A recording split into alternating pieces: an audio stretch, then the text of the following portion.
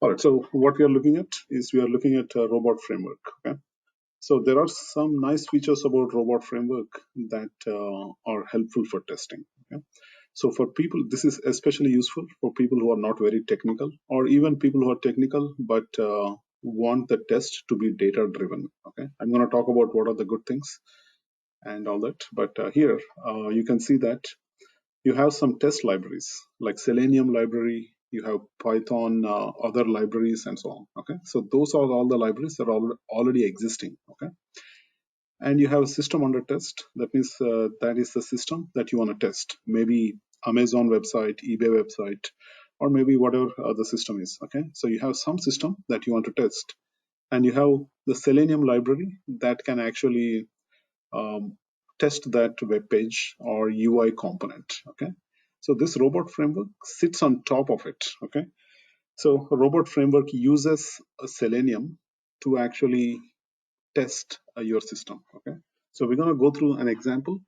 But what it does is it exposes kind of a data. Okay, so the data is what you're going to be modifying. You're not going to modify. You're not going to write code, Selenium code or anything. You're just going to sit there and change the data. You're going to say, go to this page, um, look for this element and all that. So you're going to be working at a data level. Okay, so I will show you an example right now. But before I can show you an example, I want you to install a few things. So the first thing I want you to install is open your command line, Windows command line. And if it's a Mac command line, but you would be doing pip install robot framework. And this command I'm going to give you in the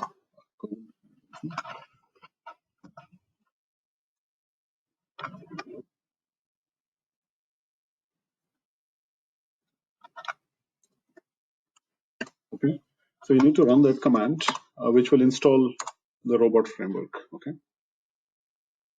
So in my case, it's already installed, so it didn't do anything. But in your case, you should actually see it getting installed. Okay.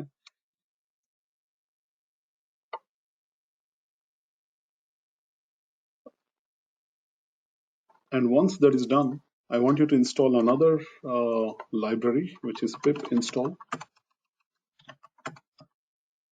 This one actually, a robot framework with Selenium library. Okay. So I pasted another command there. So make sure you install both these packages, robot framework and robot framework with Selenium library. Okay.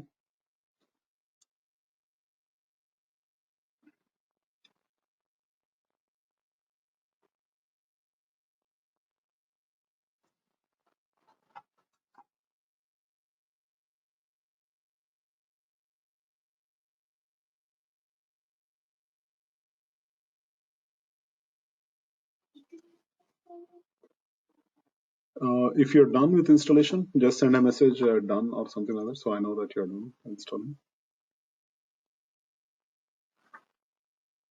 Okay, perfect. Yeah, I'm gonna wait for a minute more.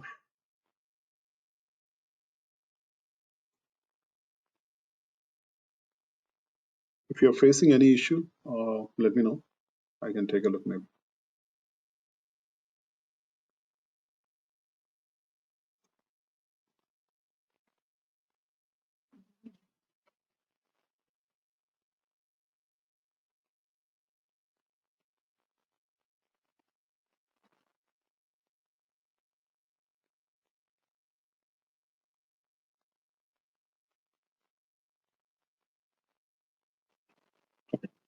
Uh, if you guys are not facing any issue, okay. Yes.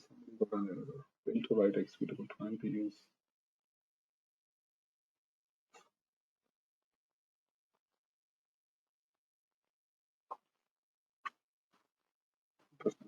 Uh, so are you on a Mac, Aditi? Are you on a Mac or Windows?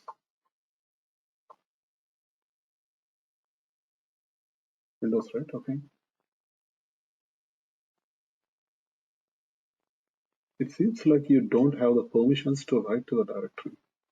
Or hold on, it says system cannot find the file specified.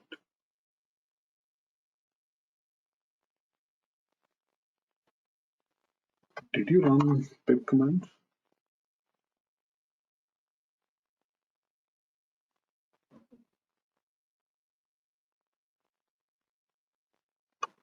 Let's also, if anyone is facing an issue, do this. Run venv, or actually not virtual environment. Yeah, I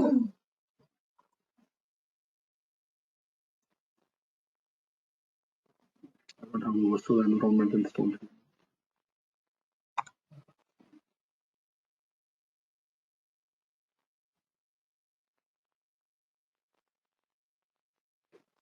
Looks like you're using Python 3.8 and it's not set up correctly.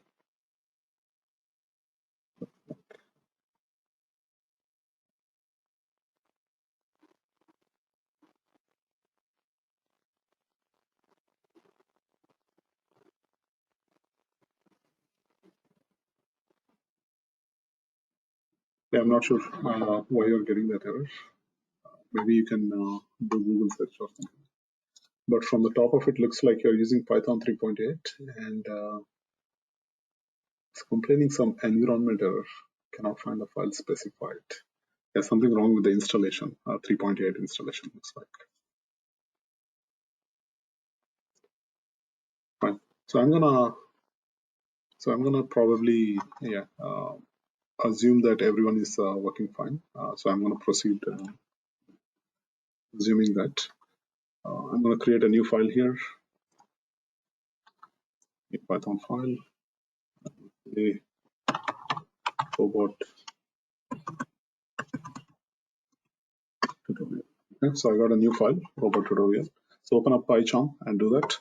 And we might have to repeat the same step here because PyCharm has its own setup. Okay, so go to settings, or actually, yeah, go to settings and look for plugins. Okay, you will see something called plugin. And in the plugins, search for robot. Okay, robot framework support. So install this thing, which is robot framework support. Okay, I can select it. Yeah. So we need to install this plugin so that the PyCharm can actually do the autocomplete and those kind of nice features. Okay.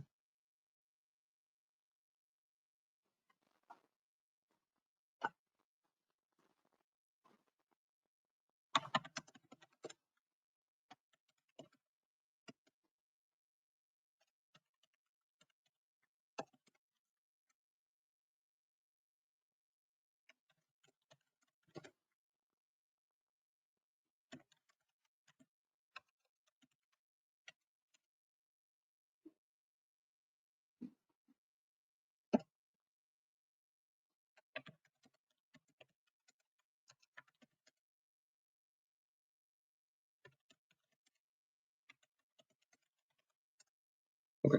All right. So install this plugin. Okay. So once this is installed, I'm gonna. Okay. In my case, it's already installed, but the format of the file of a robot file. So actually, not sorry. We should not be saving the file as .py, but we have to save the file as .robot. Okay. So I'm gonna close this and open up a new file. And once you install that, you will see this option, which is a robot file. Okay, you need to click that option. Once you install the plugin, you'll be able to see this. Let me know if you guys see it or not.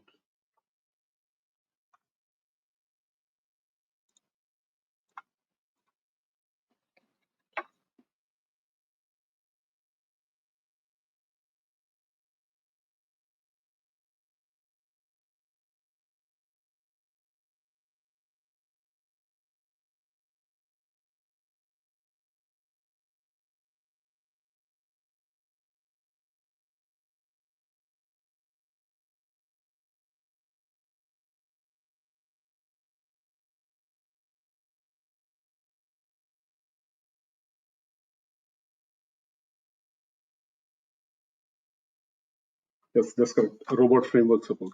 So I'm going to go back to that screen one more time. Go to settings, plugins, and look for robot, and you will see robot framework support. And you can see the vendor is Valerio Angelini. Okay.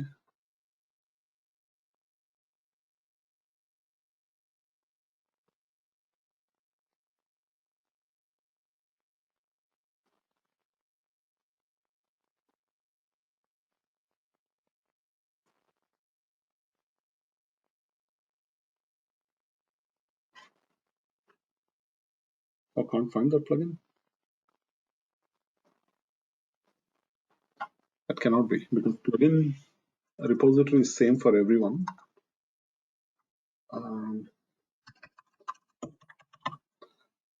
If you just search for robot, I see this robot framework support. You don't see that option? Well, you have to go to plugins, not.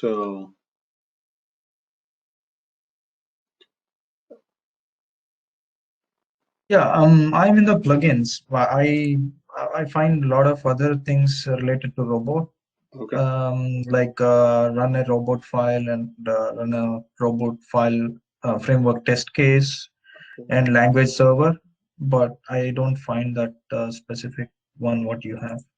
Okay. Can you share your screen, Santosh? I'm going to make you presenter for a second. I'll just put it here.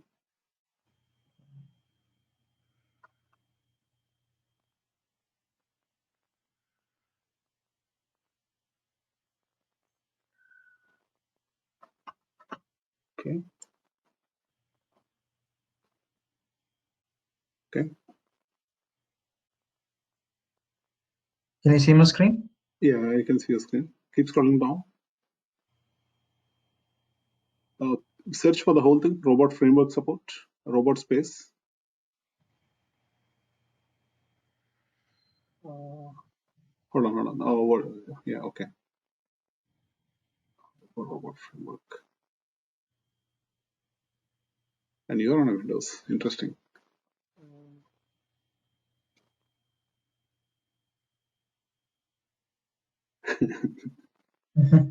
This is like a central repository for PyCharm. I mean, I don't know why you have marketplace. Okay, that is fine.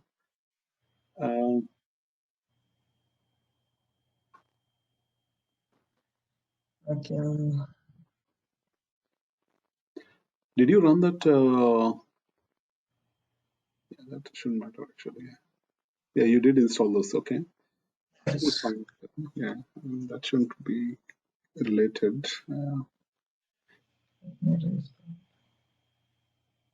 Okay, let me just do a quick Google search and see.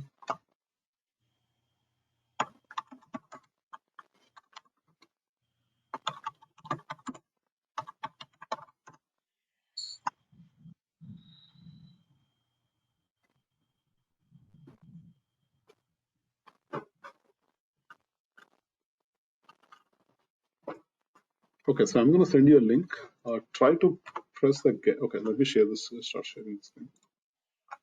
Yeah, I think I went to JetBrains and then I'm getting it. You're able to find it? Perfect. Okay. Yeah. Yep. So I did a Google search and I found this, which is on the JetBrains marketplace.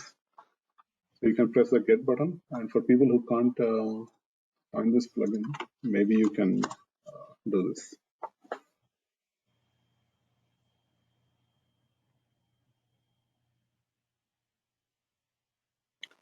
So that means there's a bug in the search utility somewhere.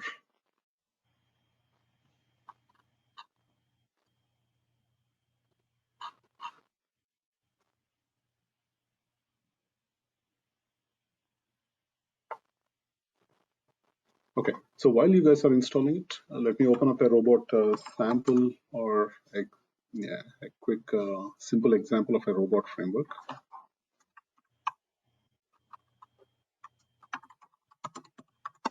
Okay, so the file format of a robot framework looks like this. Okay, so what you have,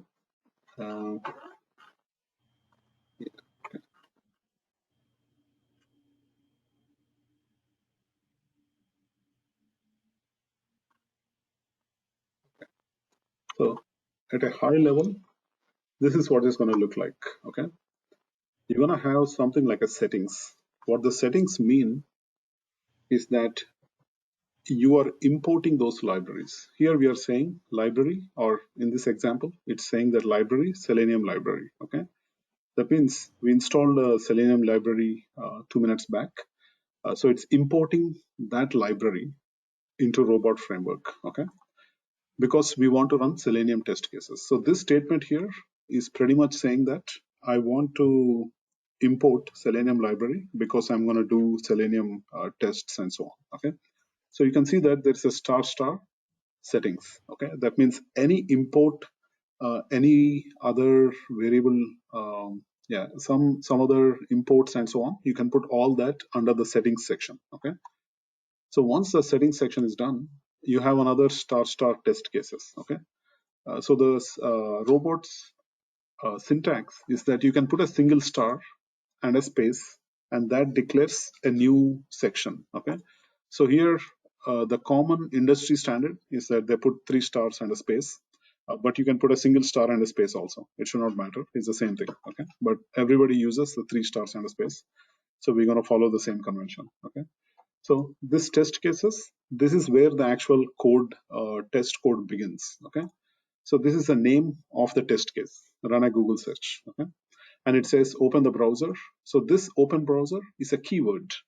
When I say keyword, that's pretty much same as a function. Okay, so it's calling a function called open browser. Okay, so this browser takes 2 parameters, which is the URL and what kind of browser it is. Okay, so you can see that we are not really writing the code, but we are giving it the data. Okay, so we are saying open a browser, and we are saying what is the URL and what is the browser that we want to open. Now there are a couple of things that go in there. Okay, so if you remember Selenium, if I go back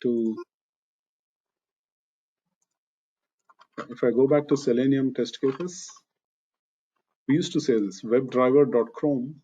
Okay, so we used to specify that we have a Chrome browser, or we want to test our test case in a Chrome browser, and this is the driver path and all that, and then we say this browser.get. Okay, that means we are going to the website in a Chrome browser. Okay, so all those these two statements are embedded into this single statement here. Okay, so that open browser function is provided by the Selenium library that we are importing. Okay, so pretty much in this example, what it's doing is it's importing the library and it's declaring these are the test cases. Here it's only one test case, but if you have more, you can add more. The name of the test case is run a Google search, and this is a function. The function is called a keyword. Okay, so this is a keyword, open browser, and that keyword is defined inside this library, and it's passing 2 parameters. The 2 parameters are the URL and the browser type. Okay, so this pretty much opens your browser. Okay, now you can see that the people who write this robot framework test cases doesn't need to be very technical.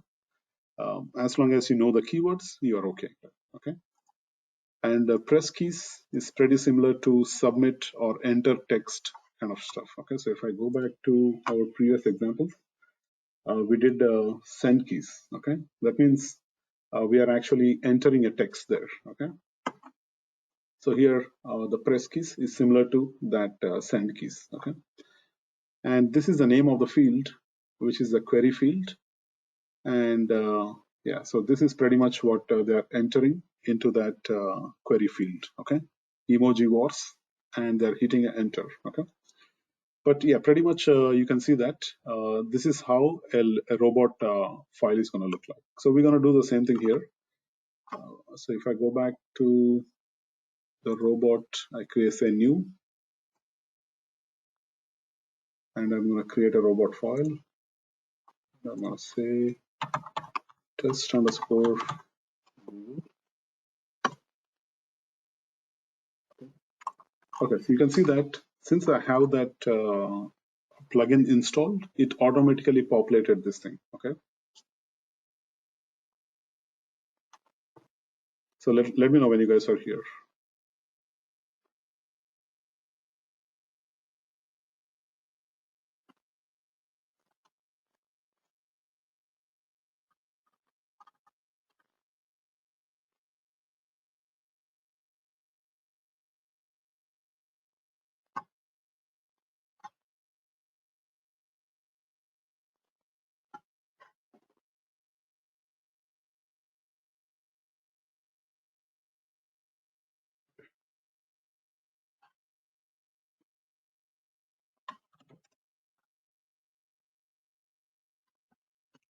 Okay, all right. So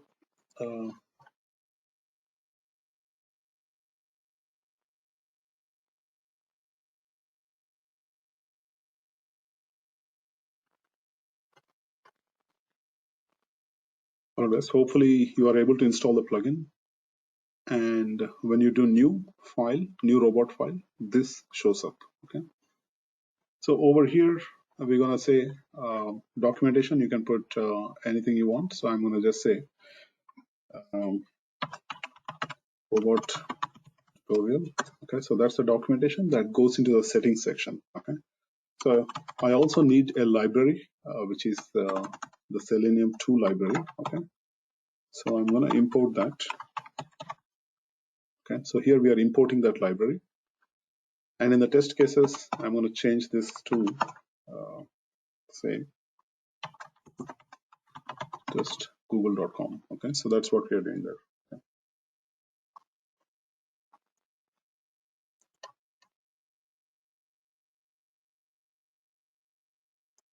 And here I'm going to pretty much remove this. Keywords also, I don't have any keywords because I'm not providing any keywords. If you write your own functions, you can put in the keywords. But if you're not doing any special logic, in this case, you can actually remove this keyword section. Okay, so I'm going to remove this. Okay, and yeah, pretty much I'm going to say. Actually, not. I'm going to go back to that example there.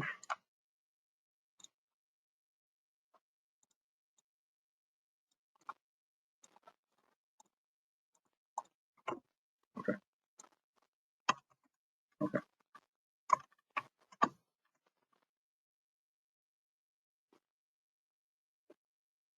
So that's all I'm going to do, and I'm going to run this file. Okay. So I'm going to right click on here and say, interesting. I don't have the run option, so let me go here. Click on run option. Okay, you don't have the run here also, but there's another way you can run this. So we're going to go here and we're going to say Python -m. Hopefully you guys can see on the bottom window. Okay. If not, I'm unable to zoom in there. Let me see if I can.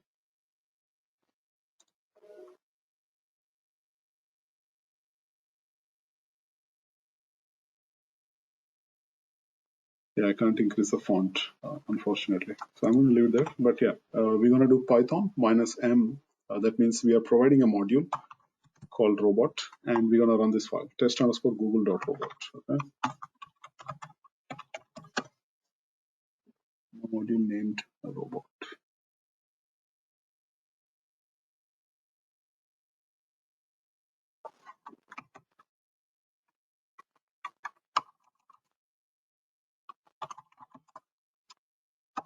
Okay, give me one second.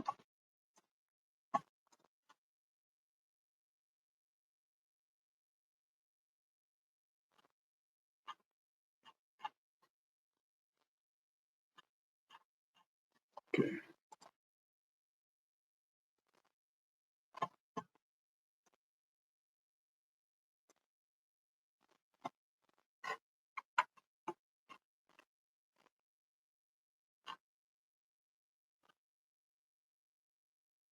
okay. So I think we just need to do this. Since we installed it, robot --help. Yeah, okay. So all we need to do is what?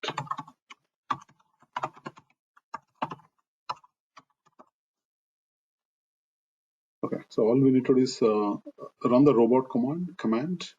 Along with that, provide the file, which is in my case test underscore google.robot, and that opens up this browser, and you can see that it opened this browser and it looked for that field, and it also searched for emoji words, and it hit the enter button, and then in the end it says sleep for 10 seconds. So after 10 seconds, it's gonna close the browser. Okay.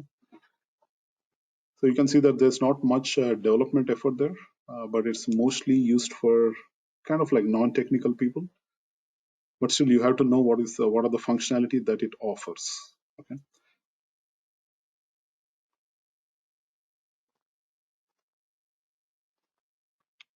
So most of the times the product people, business people use these kind of tools. Okay.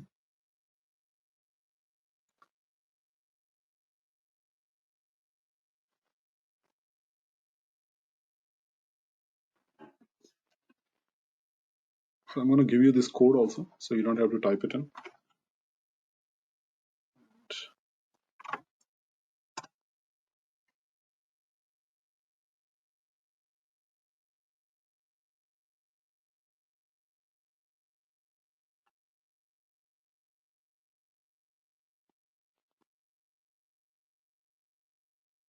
So I pasted the code in the Google chat.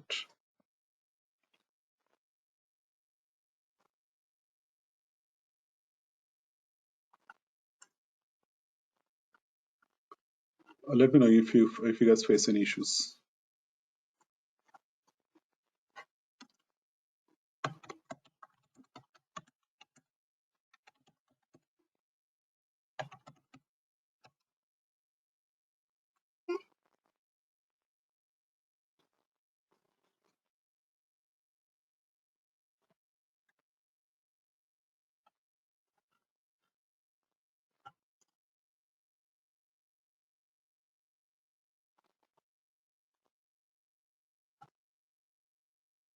Okay, all right. So let's move on. Any questions so far?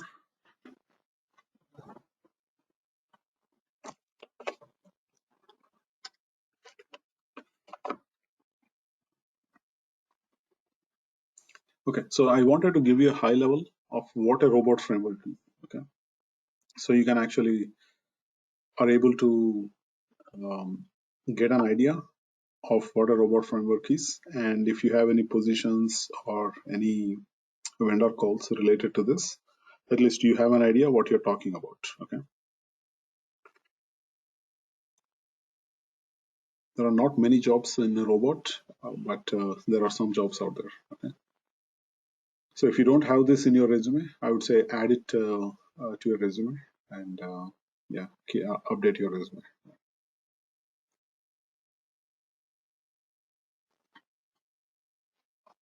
All right, if no questions, then let's actually go to something interesting.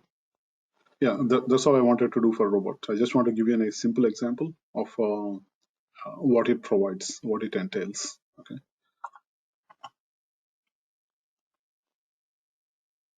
All right. Next, we're going to look at databases. Okay. So for this, I want you to install PostgreSQL. Okay. So I'm gonna look for.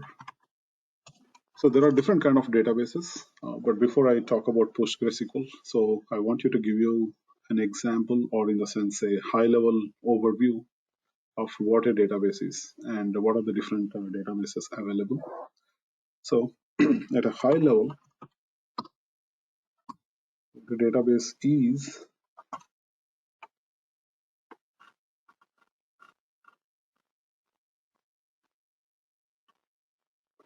see, at the end of the day, the company wants to store some information. Okay, maybe the user information, the product information, or maybe the transaction information, or so on. Okay, so when I say product, let's take the example of Amazon, right? So if you have Amazon, come on, this picture. So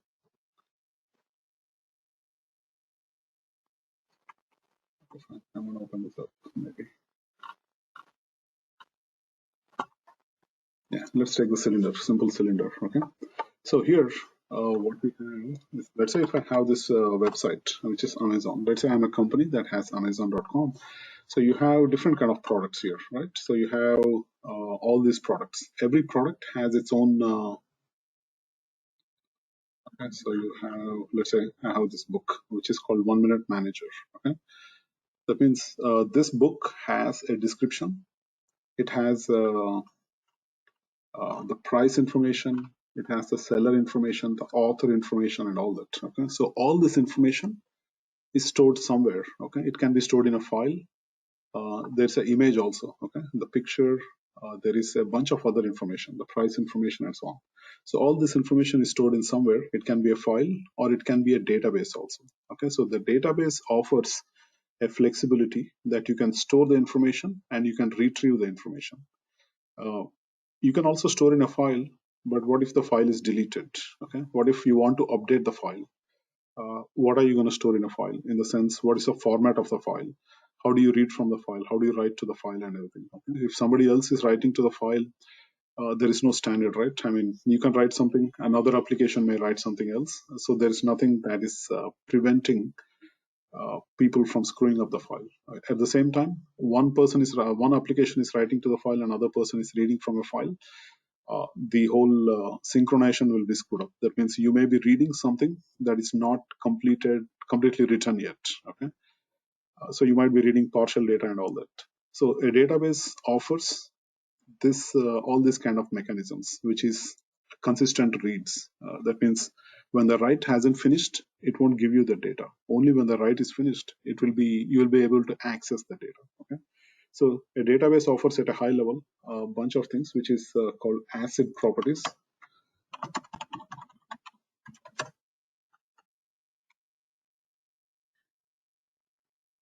Okay, ACID properties in DBMS. Okay, so you have A stands for atomicity. That means if you write something to the database, it is guaranteed to write or guaranteed to fail. That means either it will write the whole thing or it will not. Pretty much, the transaction will not happen. That means if there is an error, it will not write like 50% of the data, and it will not come back with saying that, hey, I failed after writing some data. Okay, so atomicity pretty much means that either you're writing completely or either you're not writing at all. Okay, consistency in the sense, if you try to read 100 times, or in the sense, before the transaction, you will get the data that was before the transaction. After the transaction, after somebody has written the data, you'll get the data that was updated and all that. Okay, so there are certain good things by using databases. Okay, so there are plenty of databases out there.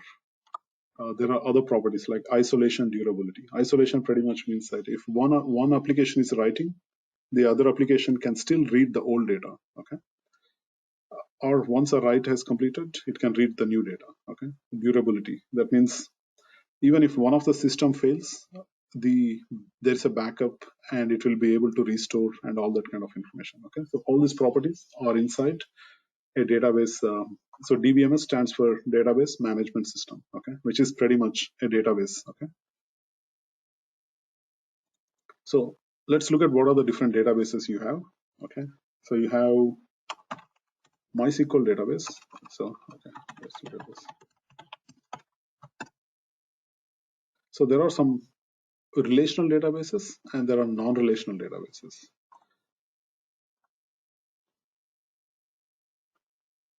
Okay, this is good. Yep.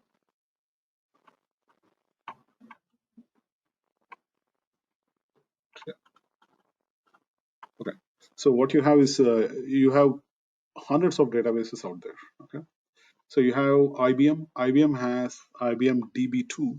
That's one of the database. Okay. Microsoft has Microsoft SQL Server, which is another database. Okay. Oracle has its own Oracle database. Oracle also acquired MySQL. MySQL is another database that's not shown here, but Oracle has its own database. Sybase is a database. Teradata is another database. So there are hundreds of databases out there. Okay, let's look at a few of them, and we'll download one of the database and we'll play around with it. But most of the databases are very similar. I mean, when I say similar, I mean all the relational databases are very similar. And on the non-relational side, there are different databases, but we'll look at only relational databases. Okay. So before I say what is relational and non-relational, let's look at an example. Okay.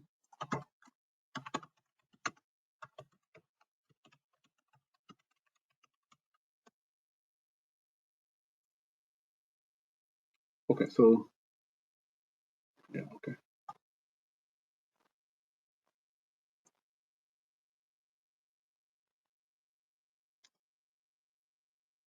Okay. Yeah. This might be better. Okay. All right. So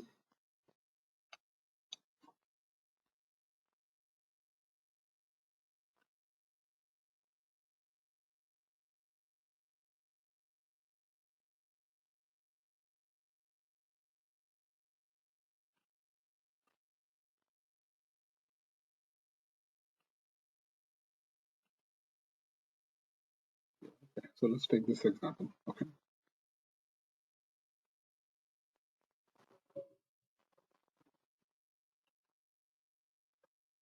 Okay, let's take this example. So let's say you have a university or a school, or let's say you have a university or a school, and you want to store certain information. Okay, you have a topic or a subject. Okay, and you have a teacher, you have a student, and what time this particular class begins. Okay, so this is the information that you want to store. Okay, now you have a database that can store all this information. Okay, so as I said, there are different databases. There are relational and non-relational.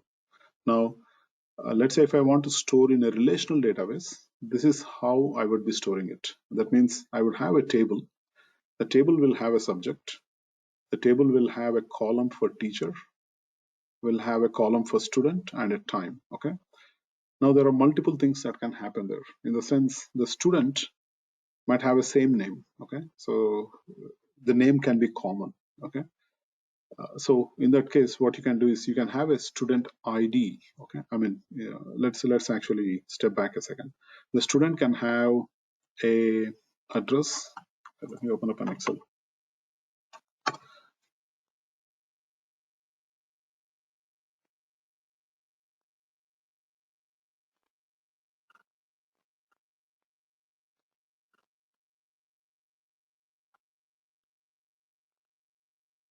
Okay, all right. So let's take a simple example, right? So here, let's say you have a class, and you have the student and teacher, and you have the time. Okay, so let's say this is a simple table. Okay, and okay, and let's say you have the class as mathematics. Okay, the student is going to be John, the teacher is going to be X. Okay, let's say the name is YPM. Okay, so let's say this is one of the uh, record inside the table. Okay, the same class, mathematics. There might be another guy named same John guy. Okay.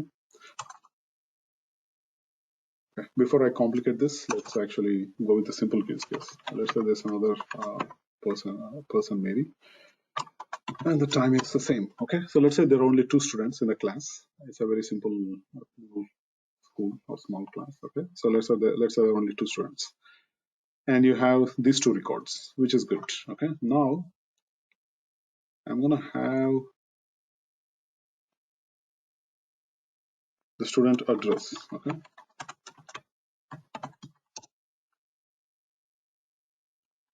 and also I'm gonna have the student phone number.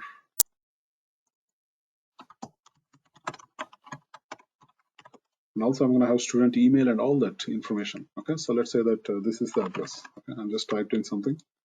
So let's say that is the information.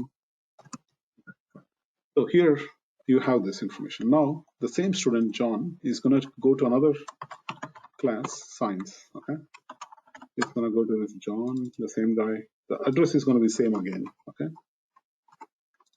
because he's the same student. Okay, the phone number is going to be same.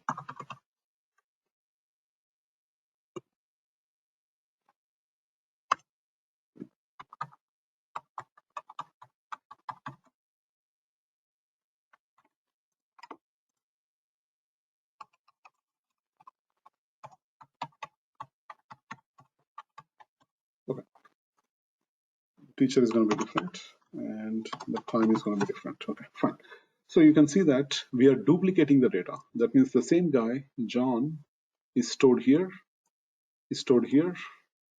and so on. Okay, so that is called data duplication. Okay, you don't want to do that because let's say if this guy John is taking 10 courses, then you're going to have the same information repeated 10 times. Okay, it might be science, it might be social, physics, whatever the class may be. Okay, so you're repeating the same information again. So what we do is we put these three columns in a separate table. Okay, so we say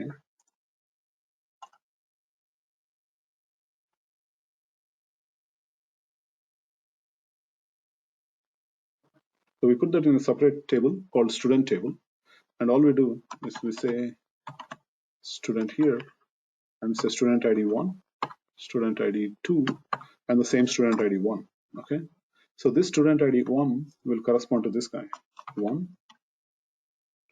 2. That's it. Okay. So we're not going to store the John again here. Okay.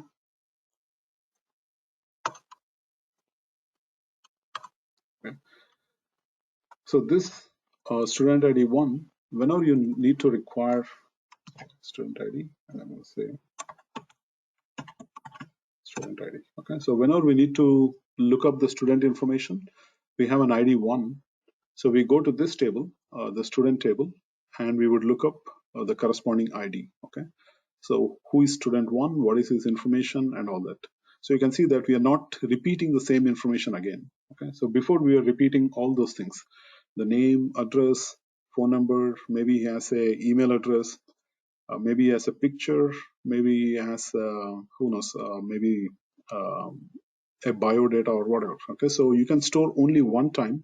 You don't have to repeat the same information again. We are just storing a small integer, which is 1, 2, 3, or so on. That ID is going to be pointing to the student table. Okay. Similarly, for teacher, we might have a teacher's information. Okay. So we're only going to store teacher ID. Okay. Which is going to be again 1, mathematics, right? Same teacher. Okay. This is going to be 2.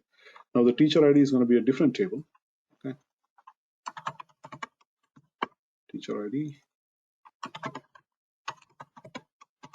teacher name, teacher address, and so on. So you can also have teacher ID 1, teacher name might be fine, X, and so on. Fine.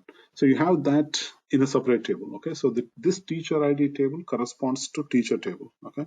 And the student ID corresponds to the student table. Okay. Similarly, for a class, you might have this mathematics class. There might be a website. There might be the classroom information. There might be some other requirements like what is the other requirements that you have to finish before taking this class. Okay.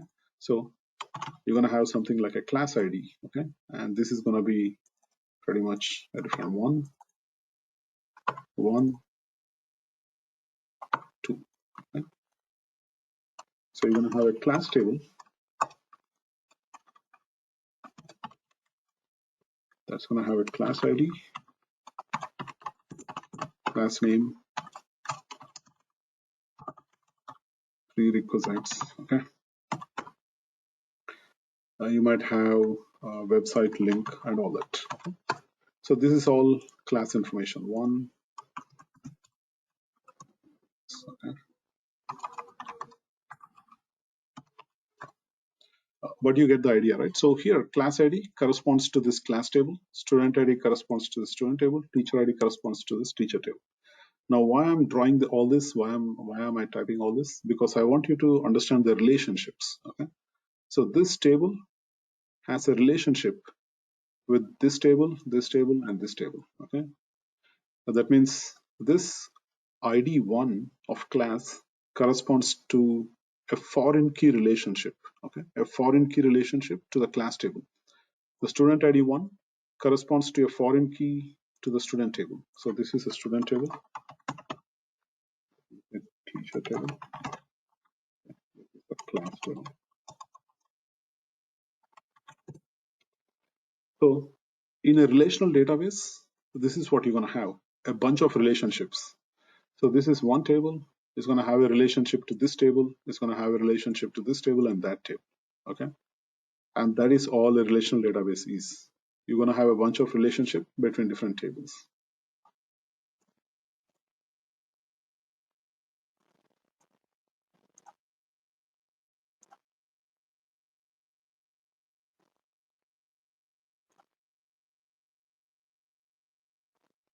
Okay.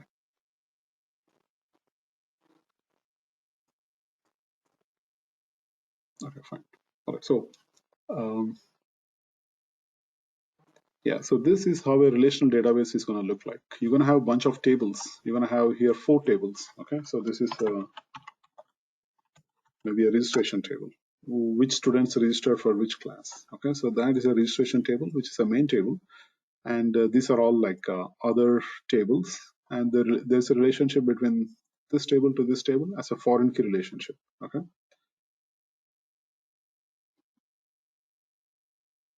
and you might also have a registration ID here. Okay, and that is going to say its own identifier. Okay,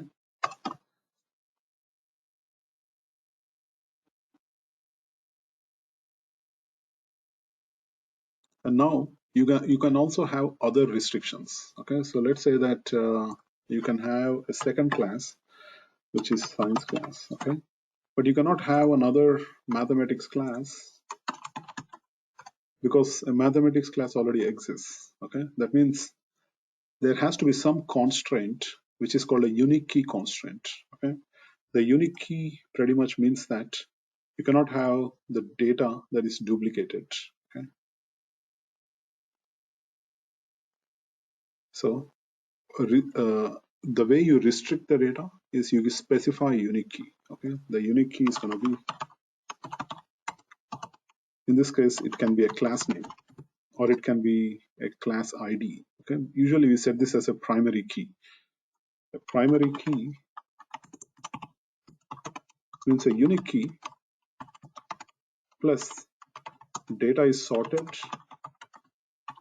on this field. Okay, that means if you look at the database stores the data underlying in a file. Okay, it knows where to store, maybe in a file, maybe in two different files, we don't care, but it stores somewhere the data. Okay, a primary key pretty much means that it's a unique key. That means you cannot have another row with one same value. Okay, it's a unique key for sure, but also the data is sorted on this field. So if you look at the file itself, the first record will be first record in the file, the second record will be the second record in the file, and so on. Okay, a unique key, on the other hand, pretty much will enforce that you cannot have duplicates. Okay, but it's not sorted on this field.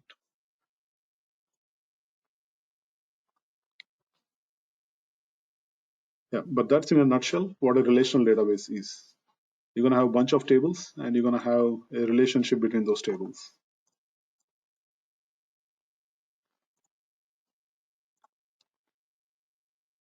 Now let's talk about non-relational, or let's step back. Let's actually look at what are the different relational databases we have. We have MySQL database, which is which used to be a independent free database and so on. It got acquired by Oracle. Oracle acquired this company, and it is still free, but it lost some market share after Oracle acquired it. But yeah, it is still out there. MySQL is also pretty good, but yeah, it's still out there. You have, by the way, MySQL is free. That means you can download it and you can install it. I can press on download, and yeah, you can click on this customer download, and you should be able to download this. Okay. If you are an enterprise, that means you may have to pay some for maintenance support kind of stuff. But if you are a simple user, it's free for you. Okay, you can download that. So MySQL is a free open source database. It was acquired by Oracle. Okay? Now, if you look at Oracle itself, Oracle has a database, and that is a paid. That means you have to pay like $1 million or something if you want to install on 6 machines. It's pretty expensive, and there are quite a few companies that pay for this database. Yeah, you have to talk to those guys so they can come and install and all that kind of stuff. Okay, so that's another database which is also relational database. Okay, so you got that. Now you have PostgreSQL.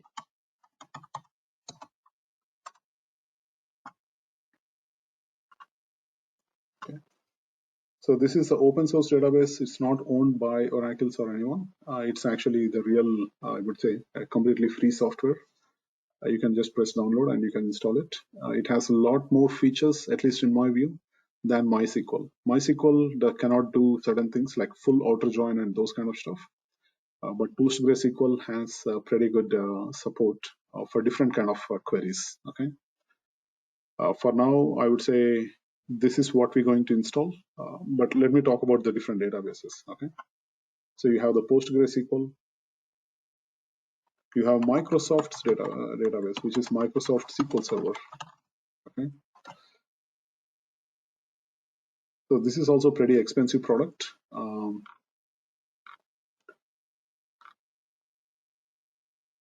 I think they give you a trial version or something, but yeah, this is also pretty expensive product, Microsoft SQL Server. And you also have IBM DB2. Okay,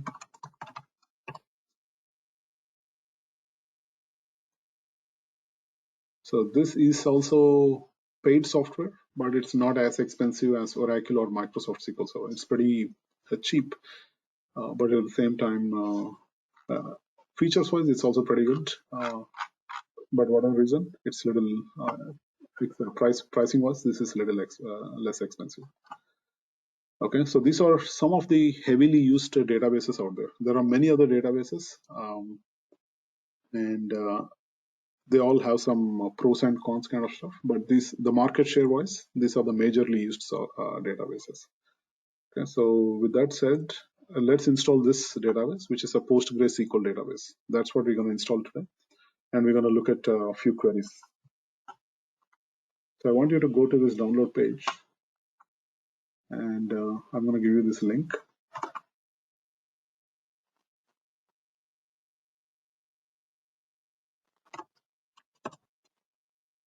So choose your operating system. So in this case, my case is Windows. You would have to click on that, and you need to click on this download the installer. And that opens up this page. And actually, you know what? Let me send you this page.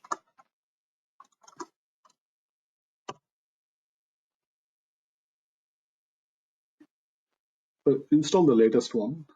Don't install the previous versions. Install the latest, which is Mac OS X or Windows, depending on what your software. So I'm going to install it.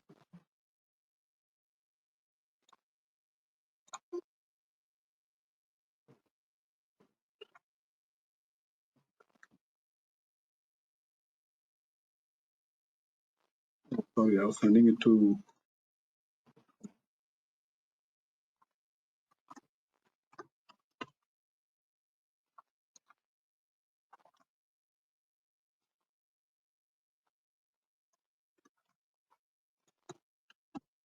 Okay.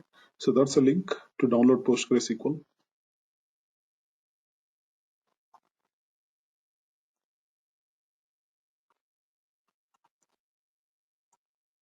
So we're going to look at a couple of things here. We're going to run some database queries. And in the next session, maybe we're going to connect to the database from Python. And we're also going to do a lot of different things. Okay. So for now, we will install this and we'll look at some of the features of PostgreSQL, or in the sense, relational databases.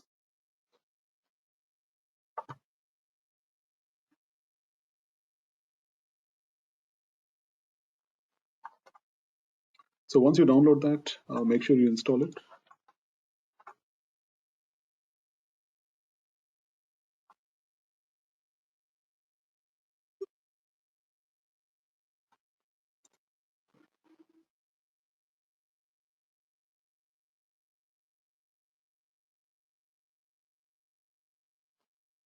It shouldn't take more than 4 or 5 minutes, but let's see. Okay, welcome to PostgreSQL. Okay, so when you're installing, it actually installs pgadmin. Pgadmin is a UI client, but yeah, install everything actually. And make sure you remember this password, whatever you're entering here, because this is a password that you would use to connect to the database.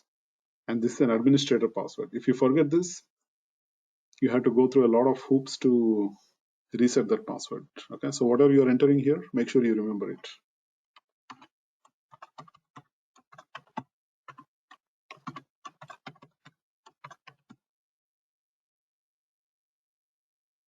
fine.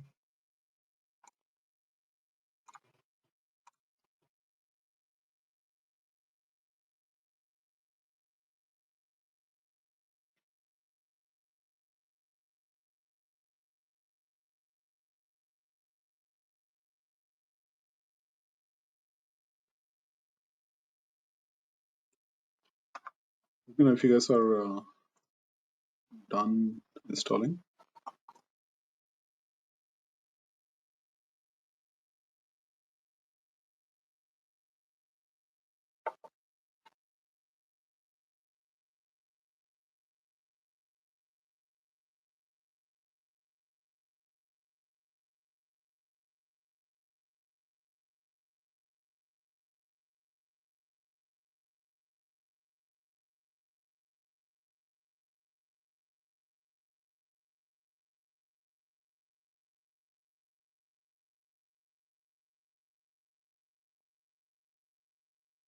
But if you guys face any issues, let me know,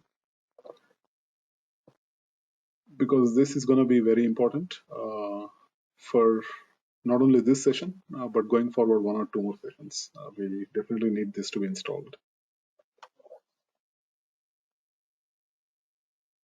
Okay, while this is happening, I'm going to drag it aside and I'm going to talk about non-relational databases. Okay, so we spoke about different relationships between the tables. That is a relational database. Now we're going to talk about non-relational database. So yeah, in a non-relational database, you can assume that it's a key value pairs. Okay, so if I go to MongoDB, MongoDB is a non-relational or a NoSQL database. And, it's also free database actually. Yeah, so the way it works is a little different. Okay, yeah. So you can see that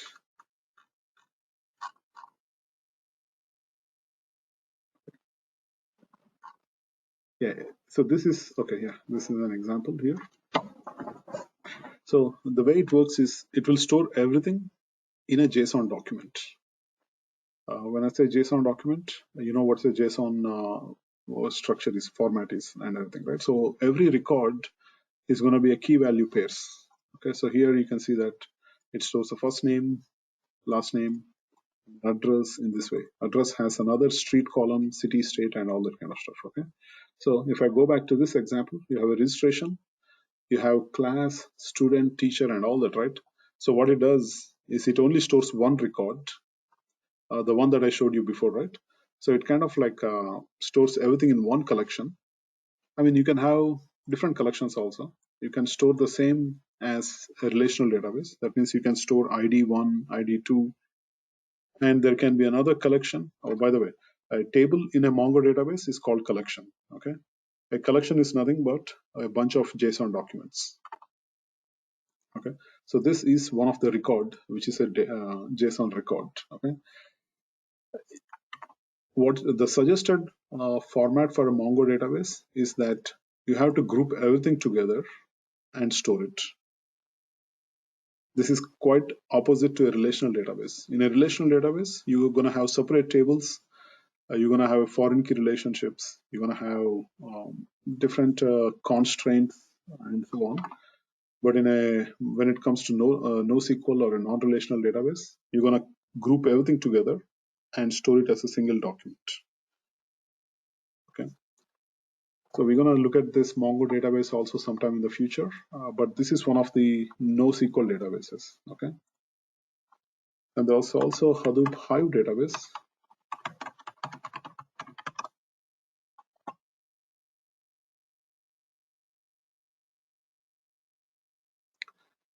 Hadoop Hive kind of in between SQL and NoSQL kind of stuff. Okay, so it supports.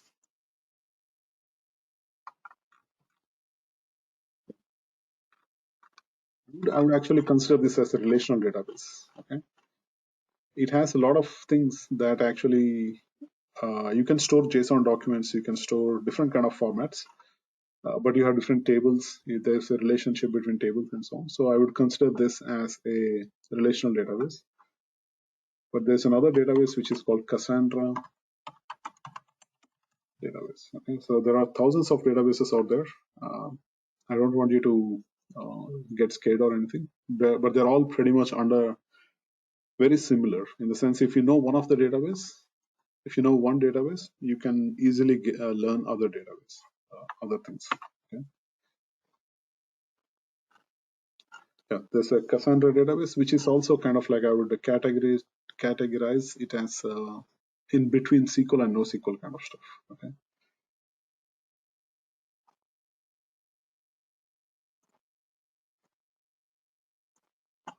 So let's look at our status. Okay, it's pretty much done.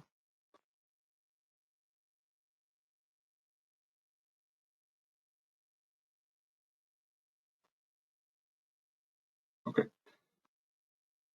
Um,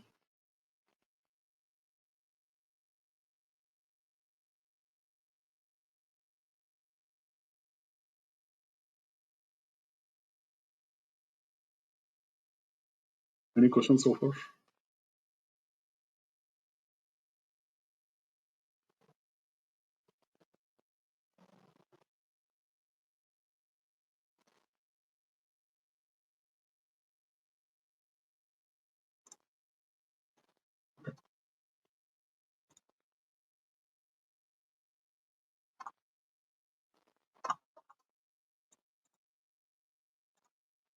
I don't need any additional software, so I'm gonna probably do this.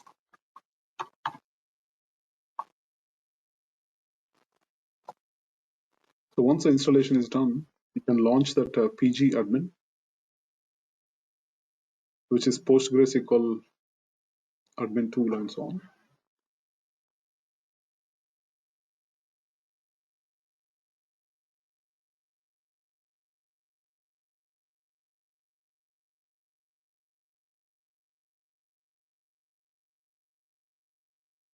Yeah, since it's the first time, it's taking some time.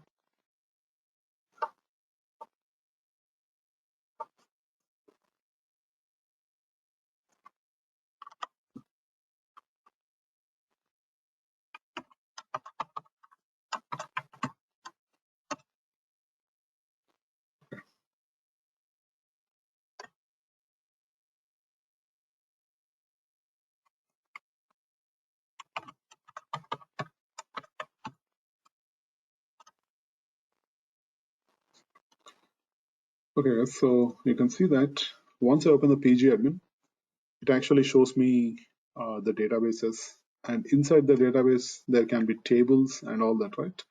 So I'm going to expand the schemas, and you have something called tables here. I don't have any tables right now, but let's try to create a table. Okay, let me know when you guys are on this page.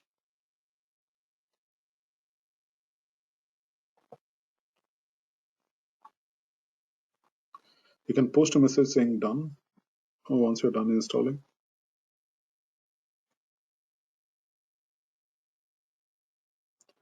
I'm going to wait for 1 or 2 more minutes.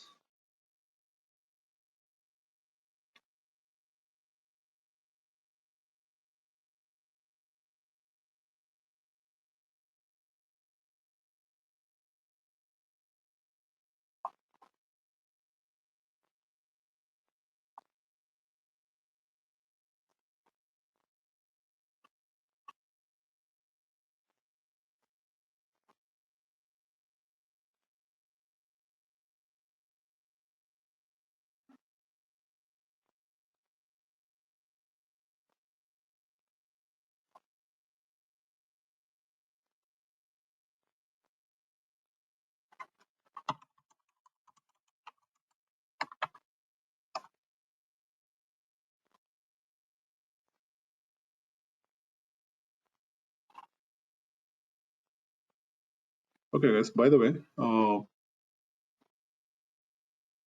okay, perfect.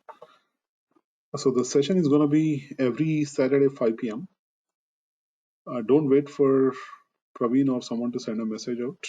It's going to be every Saturday 5 p.m. Unless you get an announcement saying that it's not going to be on Friday, Saturday 5 p.m. It will be there. Okay. Once in a while, I might have some personal stuff to take care of on a Saturday, but if I don't have anything, pretty much you can assume that it's going to be every Saturday 5 p.m. So don't wait for any announcement, but just join the same link every Saturday 5 p.m. Unless someone tells you that there's not going to be any class or anything like that. Okay.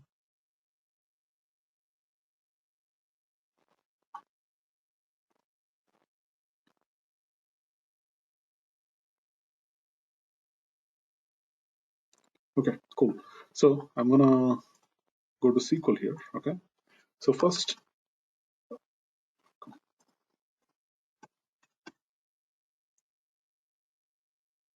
okay, let me open up.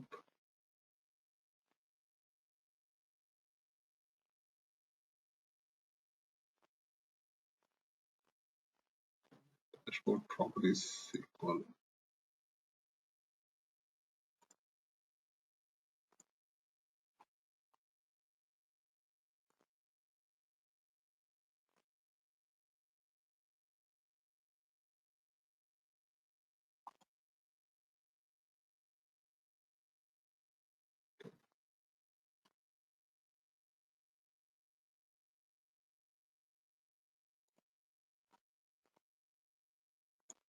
So I have the tables here. So I'm going to create a new table.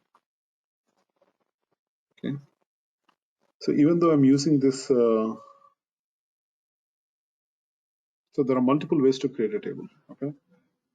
So one of the ways is you can, if you have a UI, something like this, you can right click and say create table and all that. Okay. So in this case, I'm going to use this option. So we're going to create the table that we were looking at before, which was this. If I go back to Excel, so I'm going to create this table first, the student table. Okay.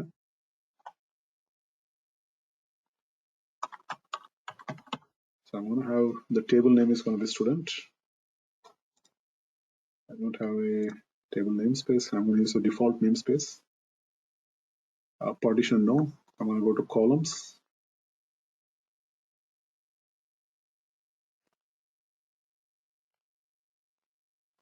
Oh yeah, okay. I'm going to say it's going to be student ID. It's going to be an integer. Okay.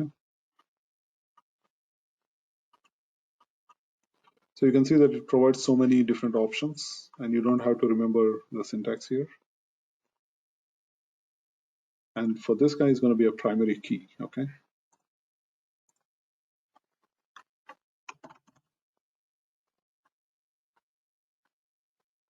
So there are different data types.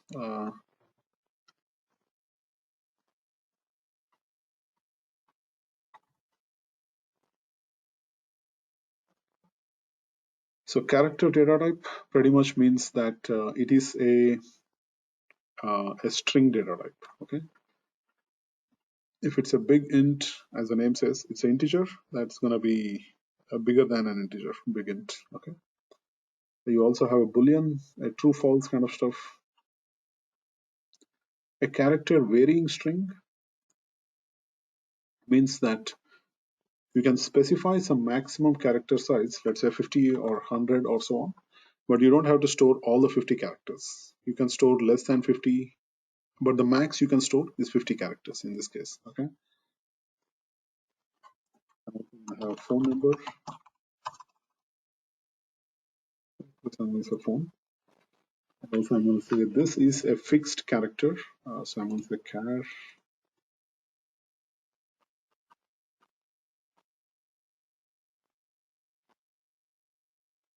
The phone number is always going to be 10 characters. So I'm just going to set the length as 10. Okay. Email address.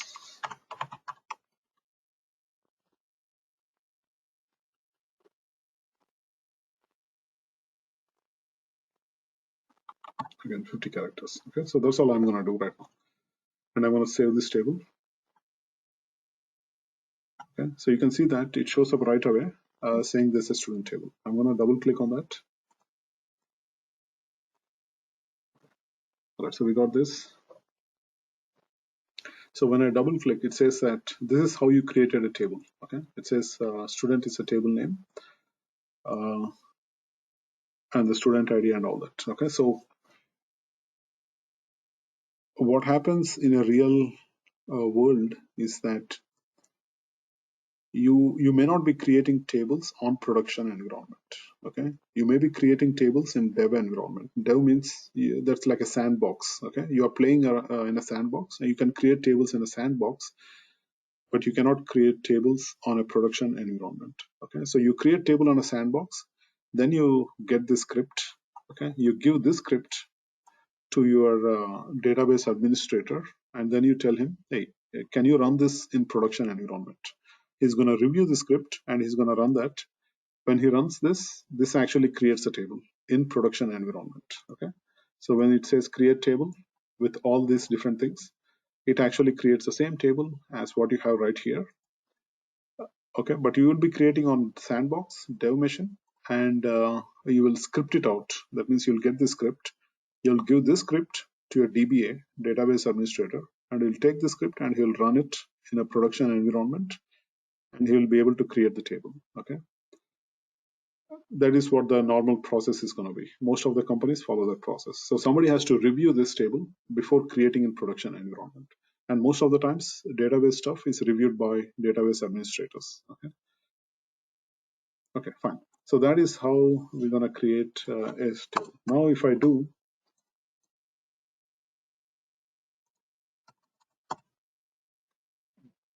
how do I open the SQL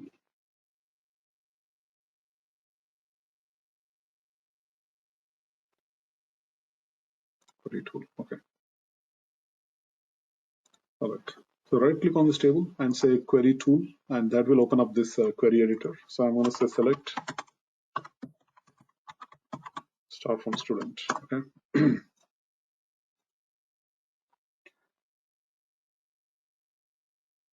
Okay, so there's a run button here. Execute, run that guy. Interesting. Look for the exact case. Okay. Okay, so we have to say public.student.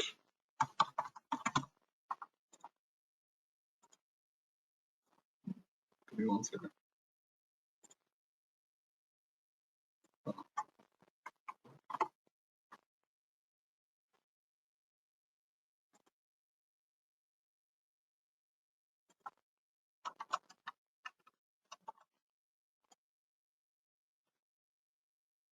Okay, all right.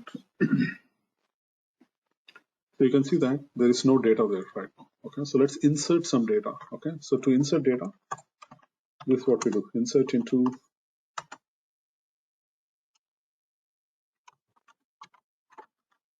public.student.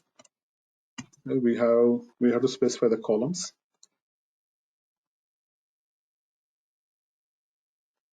So these are the columns, right? Student ID, a name, a phone number, and email. Okay, and I want to insert some values, which is student ID 1. Name is going to be let's say John. Okay, phone number is going to be 123. John@gmail.com. Okay, so this is what I'm inserting here. Hopefully you guys can see the font. Okay, so initially I ran a select statement and that showed the empty result at the bottom. And then I'm running this insert statement, which is insert into this database, insert into this table, this data. Okay, so here, whatever columns I specify, this data has to be the same order. Okay, so I say student ID first. So this student ID 1 corresponds to that column. Name here corresponds to this, and so on. Okay, so if I put the phone here, the phone number, when I provide the values, also it has to be the other way around. Okay, okay, I'm going to run this.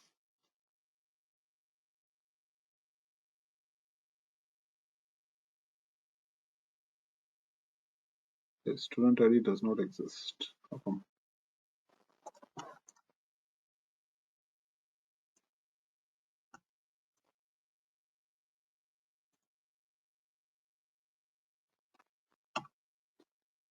Okay, interesting.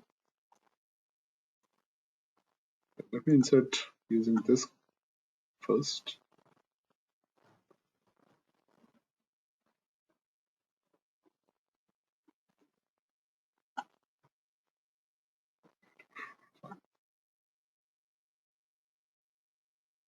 Okay, interesting. I have to use double quotes, which is very strange. So let's put double quotes and see.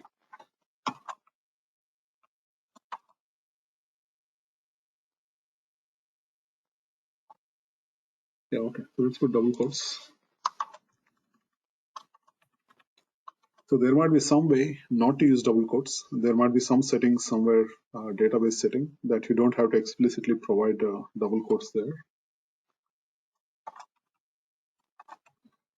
But since I installed with the default settings, looks like I have to provide this thing.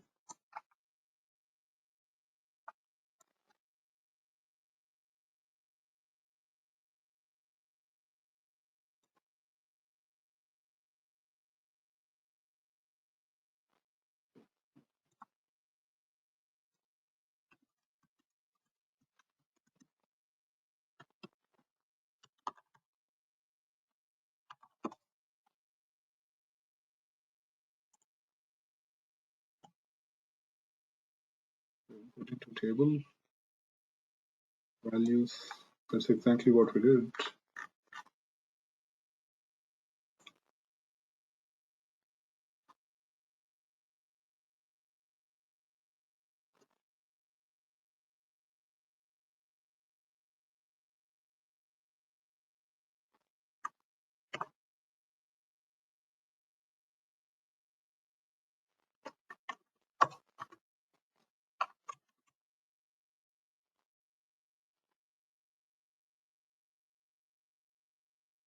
Column John does not exist.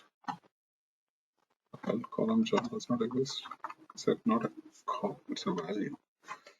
So let's use single quotes. Okay, so instead of double quotes, because we have to use single quotes here.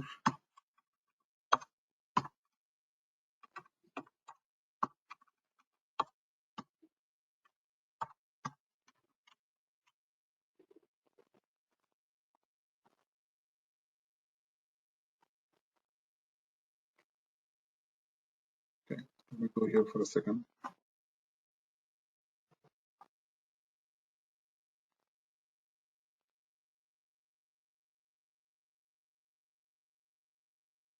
Okay, so this is character 10, array phone.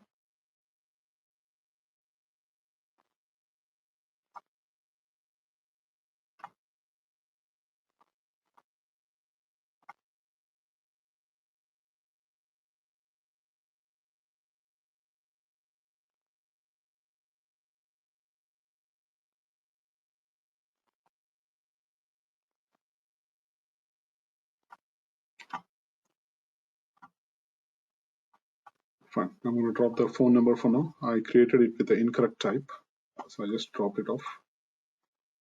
Okay, fine. Let's remove this phone.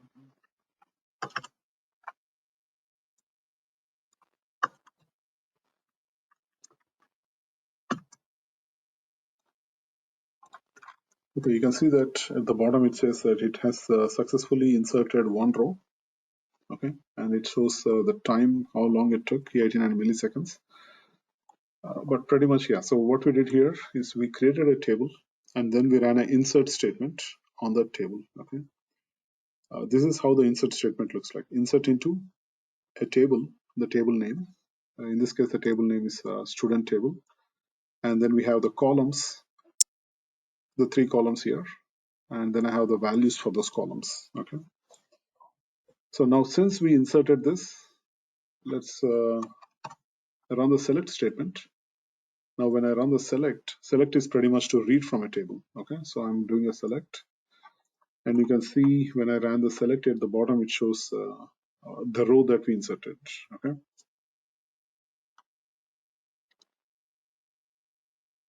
Okay, I'm going to insert few more records.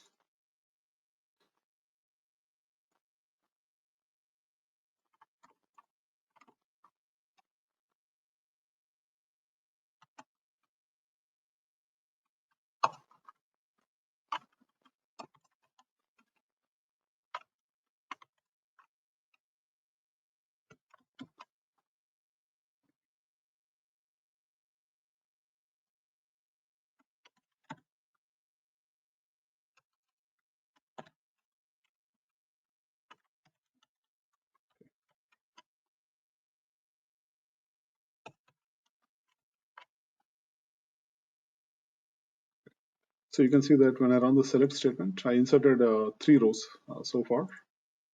And you can see when I run the select statement, it shows up those 3 rows. Okay.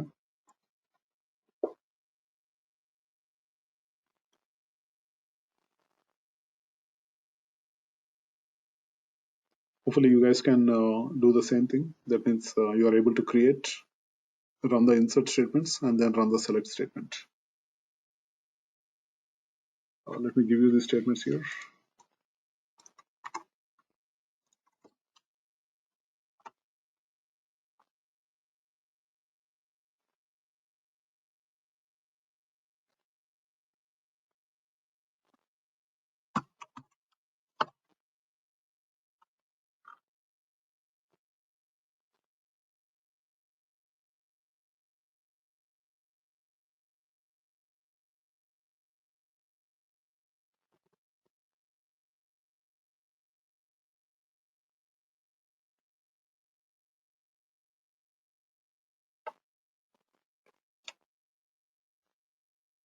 Let me know if you guys are able to do the same thing as what I'm doing right now.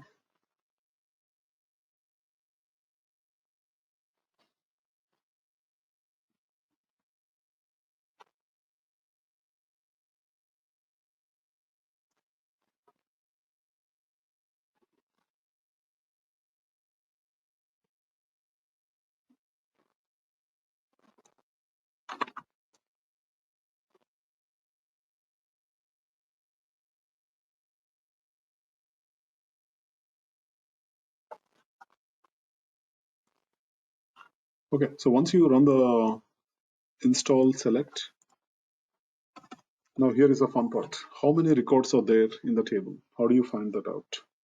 So for that, we use a count function. Okay,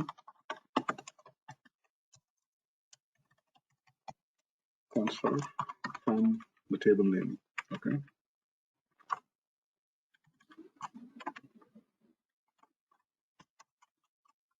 so when I run select count star, it's pretty much star here means that look for everything or whatever the columns there are. Okay, so it pretty much says total how many rows there are, and it says gets 3 rows. Okay, so that is count star.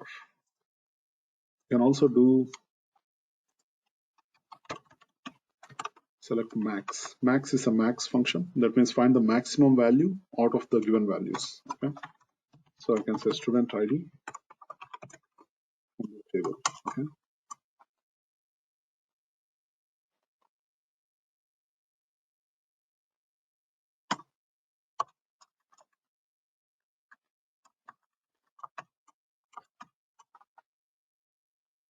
okay.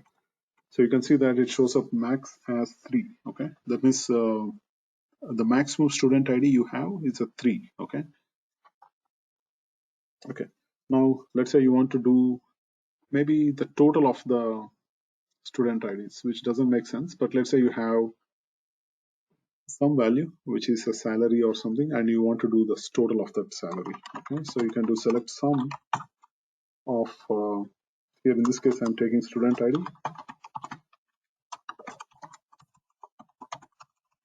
from this. Okay, so these are all the different functions you have. Okay, you have, so it shows up as 6. Okay, so you have count, max, min, sum, average, you can get median, and all this kind of functionality. Okay, so these are very simple functionality, and we'll look at more complex ones a little later.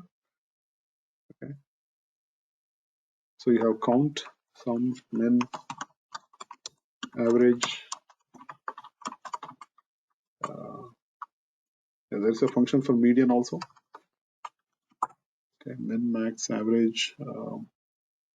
There's also another function which is row number. Okay, so we're going to talk about row number a little later. But yeah, these are simple functions.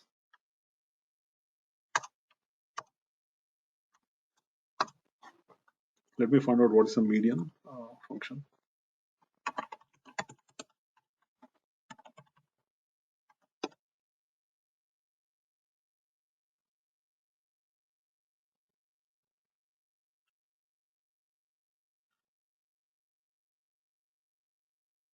Okay, so the function is percentile underscore count. Okay, so that is how you compute a median.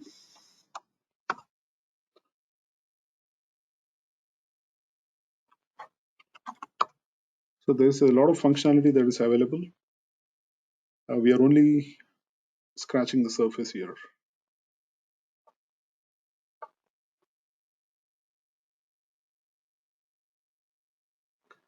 Okay, so once this is done, so what we have done is we did create a table, we inserted a table, we did a lot of,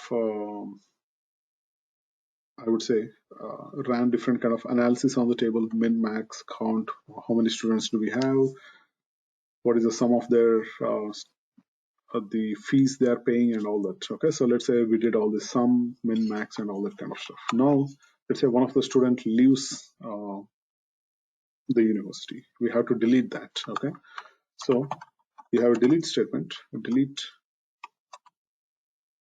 and corresponding table, and then you put a where clause. Where means which record you want to delete. Okay, so let's say you can do different kind of stuff. So here, if I want to delete the student ID 3, this is what I will be doing. Okay, so that will delete with the student ID equal to 3. Okay, or if I want to delete student name equal to John, I can also say where name equal to John. Okay,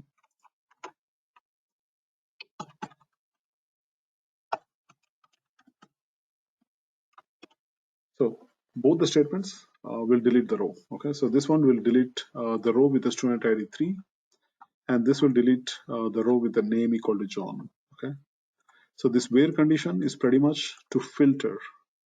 So what are we filtering? We pretty much filtering it out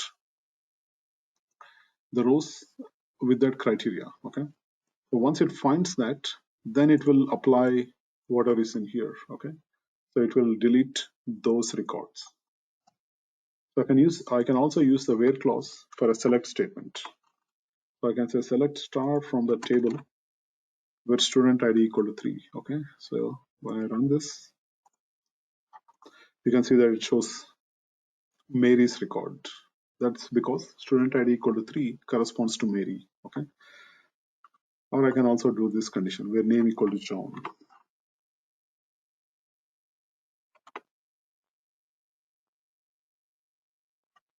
You can see it shows up John's information, because what we are doing is we are filtering for this where clause, and once it filters, then we are doing this operation, which is select. Select is pretty much like print.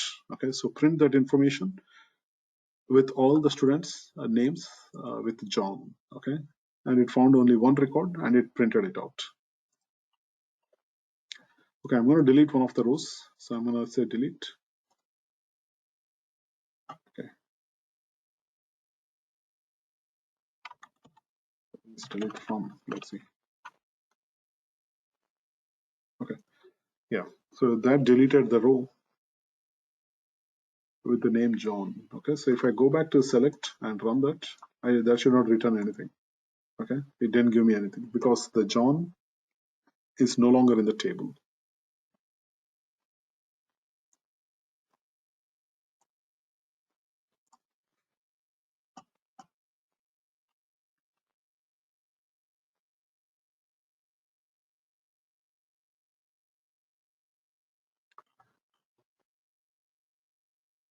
Any questions so far?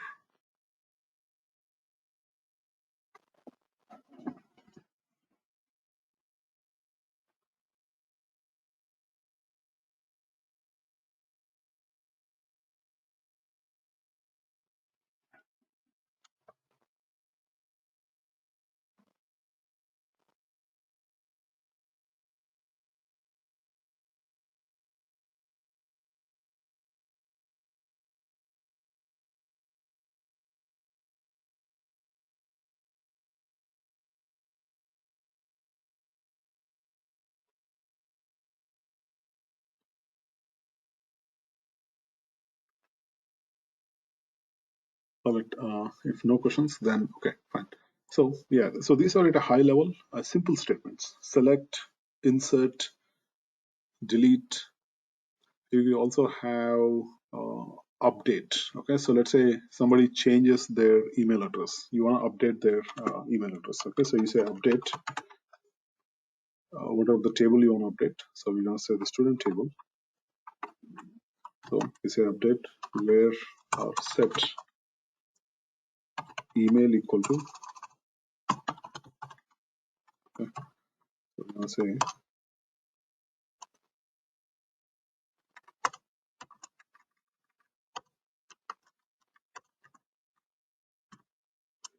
so for who is remaining in the student form, there is Mary, right? So let's take Mary. Okay, Mary at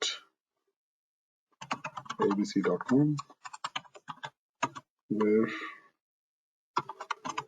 name. Here what we are doing is we are updating that email address for this student called Mary. Whatever the previous email was there, it will be overwritten with this new email address. Okay, so it says update one, query returned successfully, and all that. Okay, that means now if I do select star from, I'm gonna just select this part. Okay, I don't have the where clause anymore. I'm just selecting this, and I run that, and it shows up saying that Sam and Mary has @abc.com. Okay, so what it did is it kept the row as it is, all the information there, but it updated only one part of that row, which is the email address. Okay, so it says Mary@abc.com.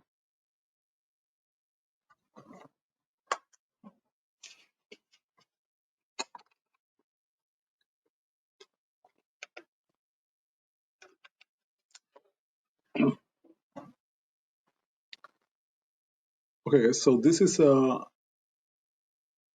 very simple table, right? Now let's create some relationships. So we have student table. Let's create the other tables that we are talking about, which is this teacher table, which is very similar to the student table. Okay, and then we're also going to create a class table, and we're also going to create a registration table. Okay, so I'm going to quickly go ahead and create those three other tables, and then we're going to look at how can we get the data from one table to another table. Okay,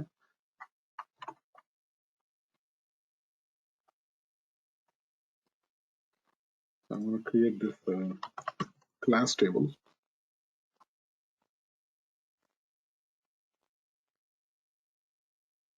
Okay, comment nothing.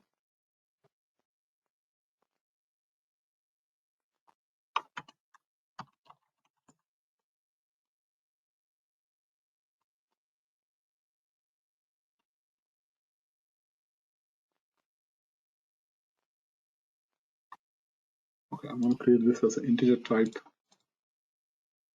primary key as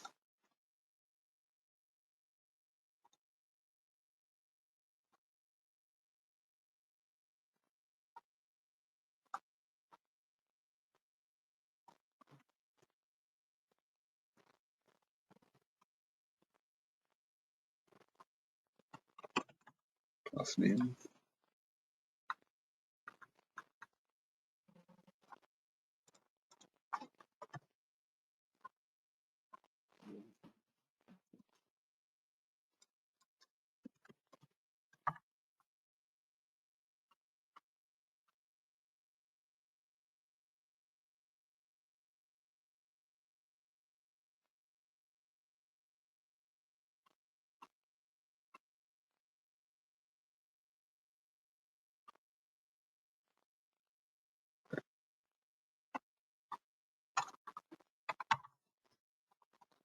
All right, so I'm creating here class table with a class ID, class name, and a website.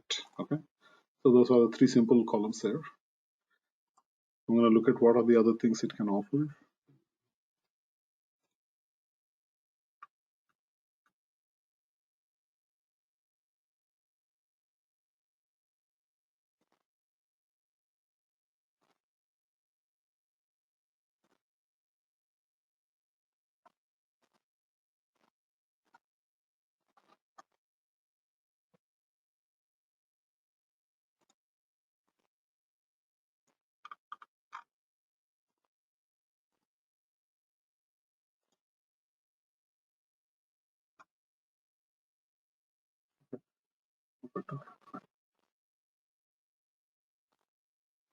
Okay, fine. I created a class table, and then I want to create a teacher table also here.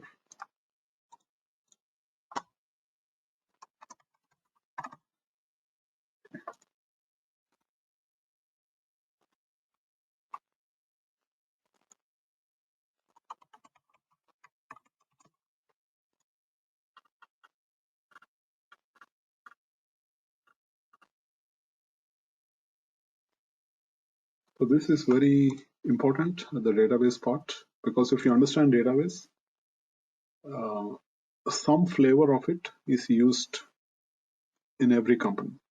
Okay, either it might be Oracle, PostgreSQL, MySQL, or it can be Microsoft SQL Server.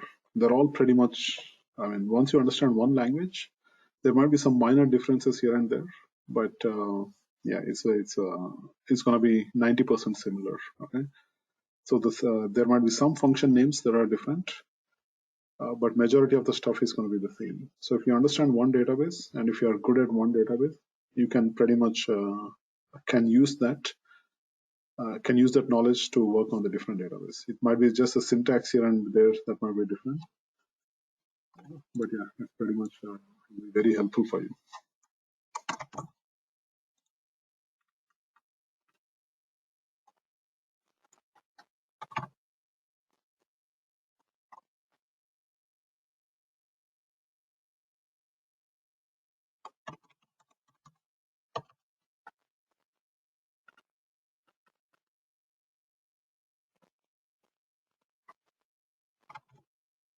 Okay, so I'm creating a few columns here.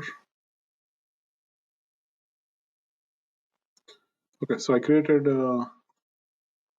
3 tables pretty much: class, student, and teacher. Okay, now I'm going to create the main table, which is this registration table. Okay, now you may want to pay attention because the registration table has a foreign key relationship. So that's what we're going to do here. Like say create table, and the name is going to be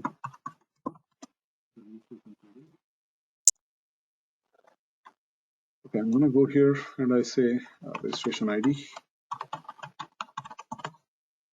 which is going to be an integer.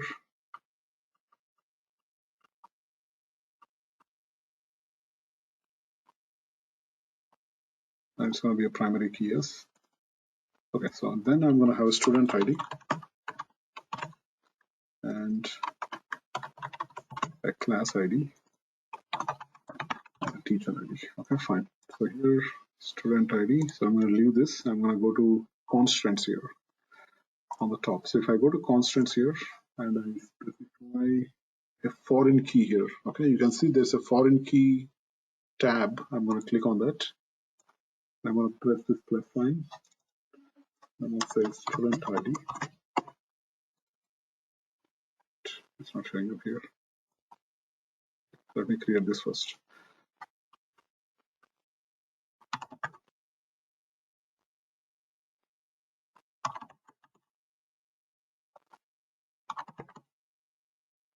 Okay. Constraints. I'm going to say foreign key student ID.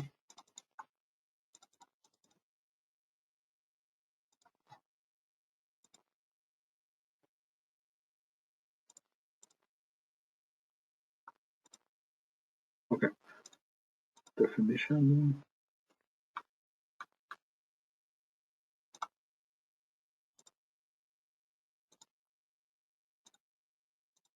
Okay, you can see that now this table student ID refers to the student table. Okay, so that's what we are saying.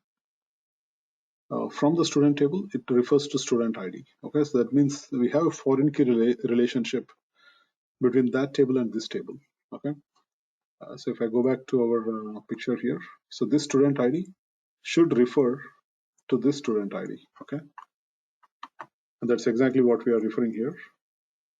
So we are saying that this table student ID refers the student table's student ID column. Okay, and I'm going to save that.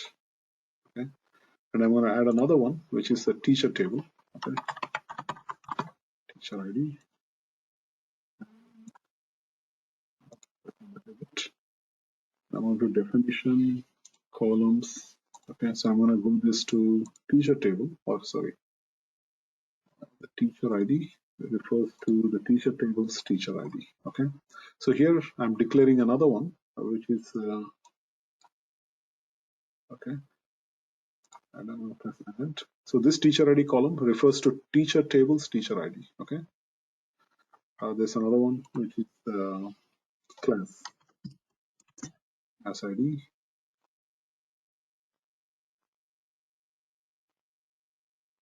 refers to another table which is class table class ID. Okay.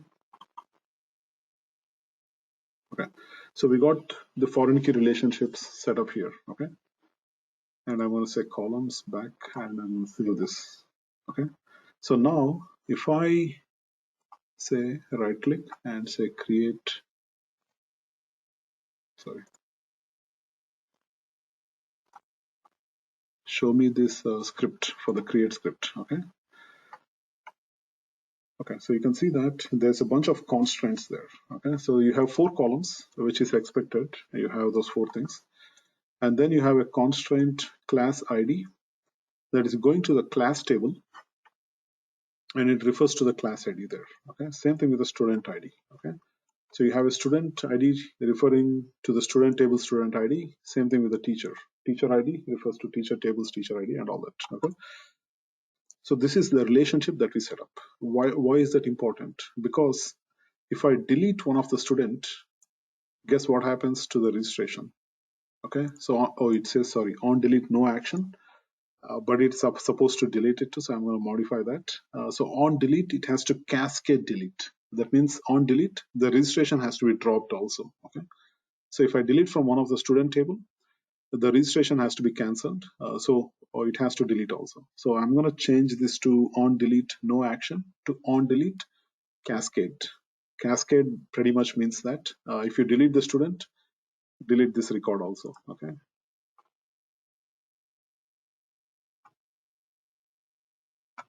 It looks like it doesn't have an edit option.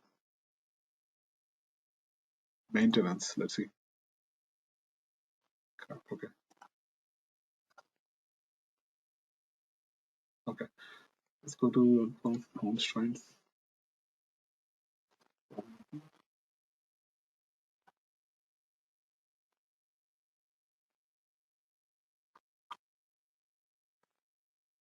Okay. So you can see that on action, on update, you want to change this guy. Okay. So on delete, it doesn't let me change for now. Okay. I guess when you're creating the table, that's when you're supposed to specify. But since I already created, it's not letting me modify. I can drop the table and recreate. But if you are creating a new table, it should show this option. On update, update this table also. On delete, you want to change this delete here also. That means pretty much if a student ID is changing, you're updating, that update is going to reflect in this table also. So student ID goes from 3 to 4, it's going to reflect, it's going to change in this table also. If student ID 3 is deleted, you also want to delete in this particular table. So on delete, you can say cascade delete. That means delete in this table also. Okay. But yeah, so these are all the different options you get, and that will maintain the relationship. That means if the student is getting dropped, then you also want to drop his registration, right? If a teacher has resigned, that means you don't want those classes to be there, right? So the relational database will take care of all those relationships. You don't have to specifically worry about if a student is dropping, I have to go to this table, I have to delete the records here. It will take care of that consistency. Okay, that means you specify the relationships, and it will take care of those relationships are maintained. Okay. Okay, fine. So let's insert some records, and then we'll try to let's insert some records, and then you can see that if I try to insert some dummy data, in the sense if I try to insert a registration for a student that doesn't exist, it should throw me an error. Okay, so let's try a simple use case, and then we will come back to this. So here I'm going to say, let me see if I can insert the data from here.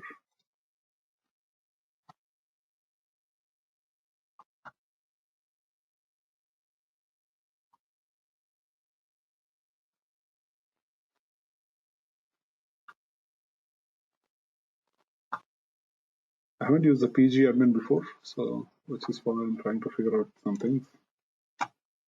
Okay, fine. Let's use the select or in the sense the SQL editor, and we'll do this. Okay, so we're gonna go here and we're gonna do insert.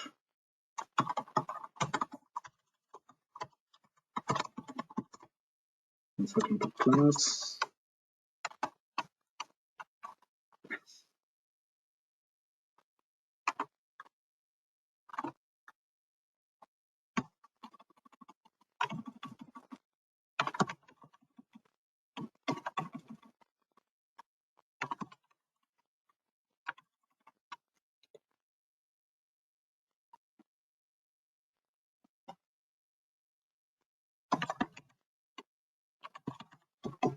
Okay.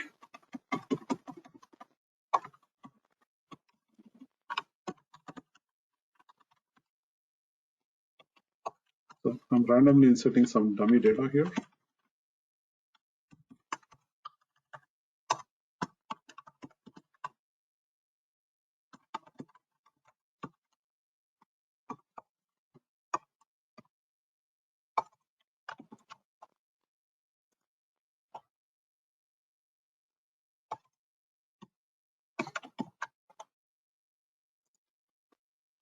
Okay, so that is done. I insert another row. Fine. Okay.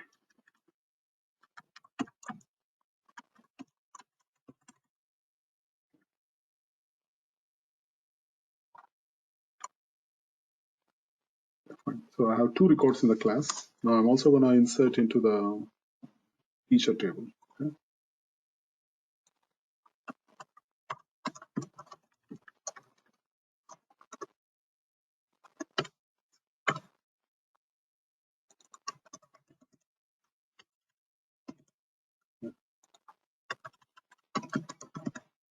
Teacher ID, name,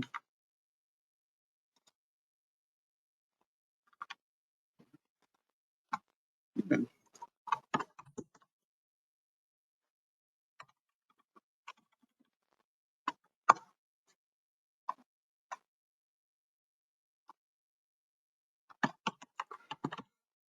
Okay.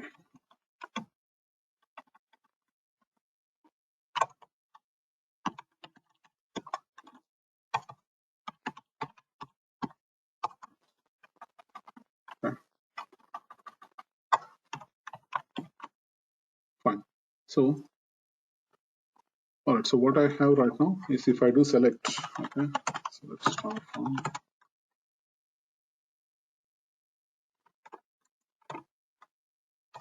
student table.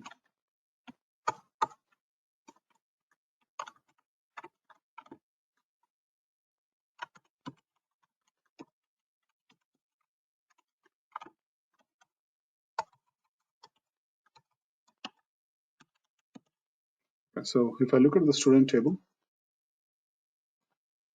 I have two rows or two students, Sam and Mary. Okay. And if I look at the class table, we're going to have two subjects, which is mathematics and science, and the corresponding websites and all that.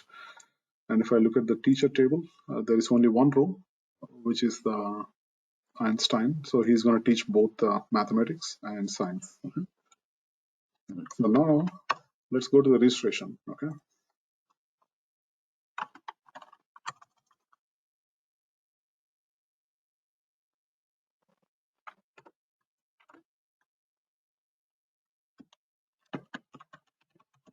So registration table is going to have only the IDs. It's not going to have the student information in the sense the name and all that kind of stuff. Okay.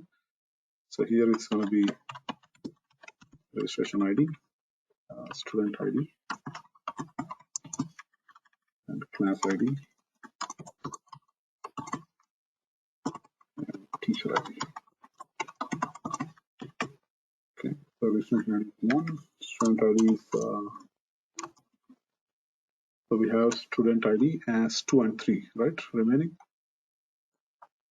Right, you have 2 and 3. So let's say student ID 2 is taking this, and class ID is 1, and teacher ID is also 1. Okay. All right, you can see that we inserted successfully. That means here we are saying that this student ID 2, which corresponds to Sam. Okay, so Sam is taking class ID 1. Okay, class ID 1 corresponds to mathematics. Okay, right, mathematics there. Okay, and the teacher ID 1 is Einstein. So Sam is taking mathematics class taught by Einstein. Okay, now let's say if I want to, let's say there's some bug in the program somewhere and somebody is trying to insert some bad values. Okay, so if I go take this data and if I go here and say student ID 20, because there's a bug somewhere, instead of giving 2, they actually gave us 20. Okay, and instead of class ID 1, they gave us 10. Okay, the teacher ID is correct. Okay, so now let's say if I try to insert this data, it throws an error. It says that actually just 2. Let's say 2. Okay, so somebody did this and I try to insert.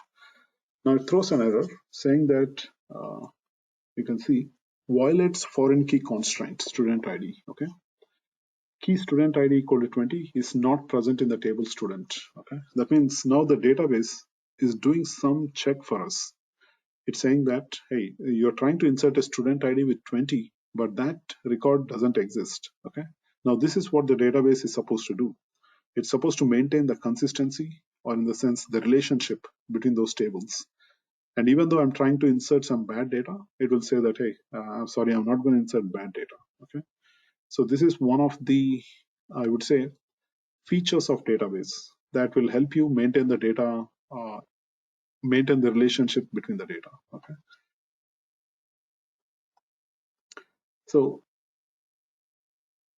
yeah, you can also from a registration class. Now let's say you have a registration and somebody comes to you, product person comes to you and says, hey, can you give me a report of all the students and what are the courses they are taking and who is teaching that course and all that. Okay, or maybe somebody comes to you and says, just give me a student and a class information. Okay, just a class ID, but I want the student name there. Okay, so you can do something like this: select star, or you can say select, yeah, that's fine, star from registration table. Okay,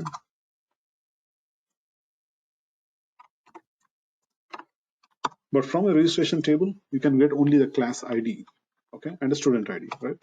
So I'm going to say class ID,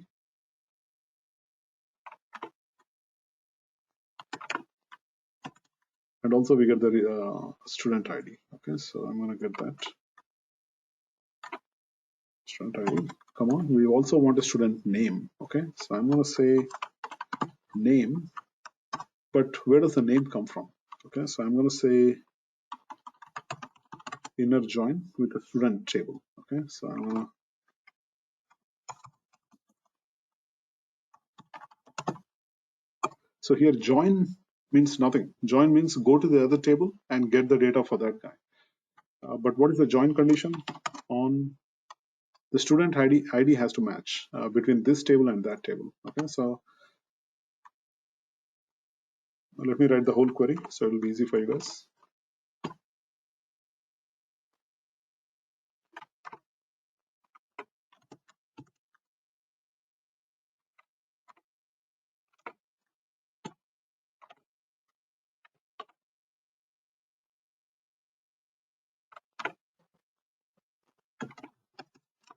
Okay, so here what we did is we went to the registration table and we get a class ID and a student ID, and we also got a name. The name is coming from the student table. Okay, so let's run this, and it throws an error because the student ID is in both the tables, and I want this to be registration dot student ID.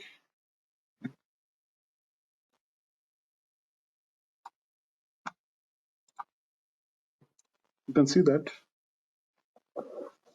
So if somebody comes to you and says, give me all the class IDs and the student information for that class. Okay, so we only have one class here because only one student has registered, and that's only what we have there because we only did this. We only inserted one record into the registration table. Okay, so the output of this select statement is also one record. And the way we are outputting it is we are printing the class ID and we are printing the student ID. Along with that, we are also printing a name there. Okay, so we are joining with the student table. And the join condition pretty much means that if the student ID has to match between this table and that table. The syntax may look a little weird, so I'm gonna make it a little elaborate.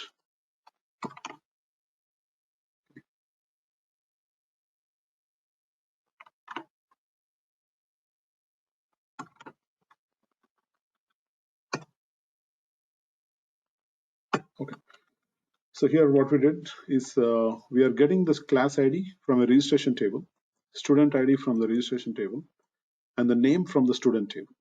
Okay, so we have registration table, and then we are joining with the other table, which is the student table, and the student ID has to match between those two tables. As long as it matches, give me that record. Okay, so that is all we are doing.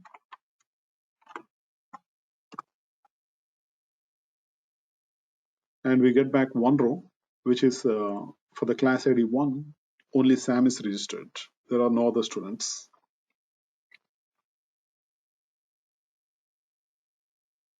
Okay, so these joins are very important. There are different kind of joins, but inner join is the most used.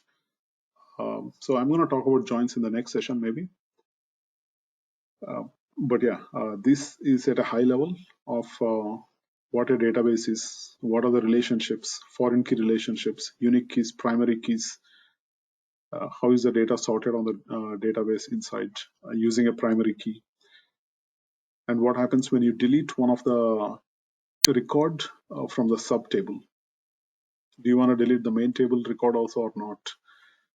Uh, select, min, max, these are the different functions, update, delete. Okay. Yeah, this is at a high level and we are still scratching the surface. There are many other things that you can do in a database. But yeah, at a high level, I want you to give you an idea of what it entails in a database. Okay, so what we saw right now is we opened the PG admin and then we are running all these queries. Okay, in the next session, we're going to open up Python, and from Python, we're going to connect to PostgreSQL, and then we're going to run the queries. We're going to get the data and all that. We're going to also can look at pandas. Pandas can actually load a data frame from a database. It can do also a bunch of things. But yeah, we're going to look at many other things in the next sessions. Okay. So for now, I'm going to stop here, and I want to give you guys a small assignment. Okay. So first thing is the robot framework. Make sure you install it. Okay.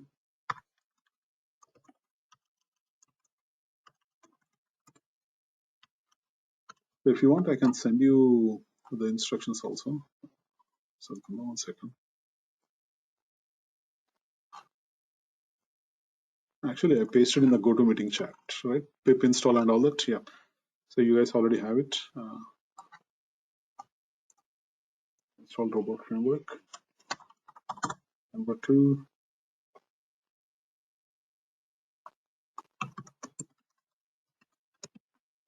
Amazon.com from robot and search for products.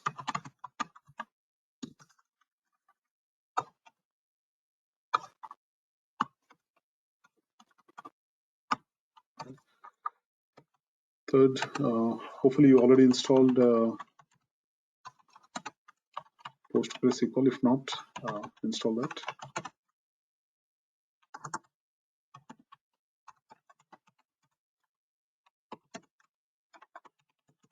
Create a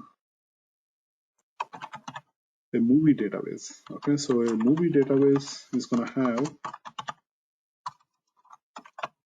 an actor, a movie actor. Okay, that's one of the table you're going to have, and You're gonna have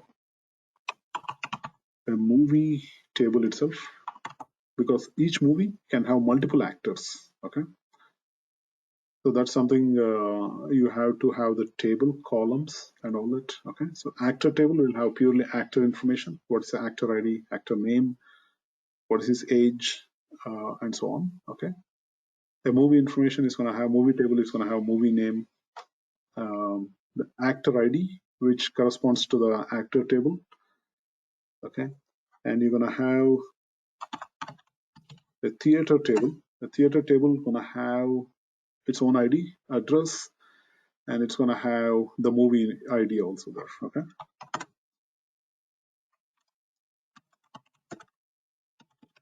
find total actors, movies, theaters.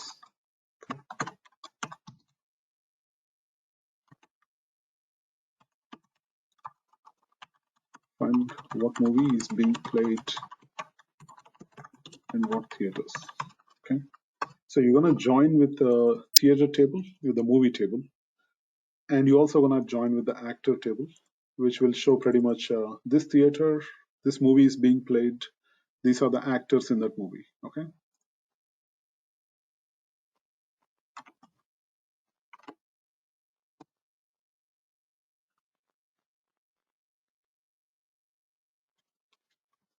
all right, any questions so far, or any questions in general? Hopefully I'm not complicating too much. I'm just trying to give you a high level overview, and I want you to get comfortable. That means once you spend more time on this, you'll be more comfortable. uh, Once you're more comfortable in this kind of environment, once you join in a job or so on, it will be even more easy for you. You won't be bombarded with all the new terminology, new technology, and all that. So I would say make yourself comfortable here, even though it's just 5% or 10% of what you're learning. It will be very helpful, because in a real world, you may not have much time to read and understand and all that kind of stuff. Okay,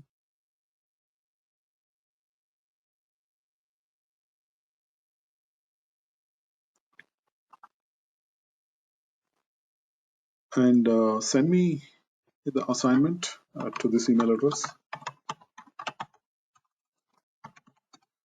Make sure you guys send me, because I'm receiving only from very few people, like almost like 3 people or so. Okay, I want to get this from all of you guys. Okay. If no questions, then I'm going to stop here, and you guys enjoy your weekend then. Okay, take care, guys.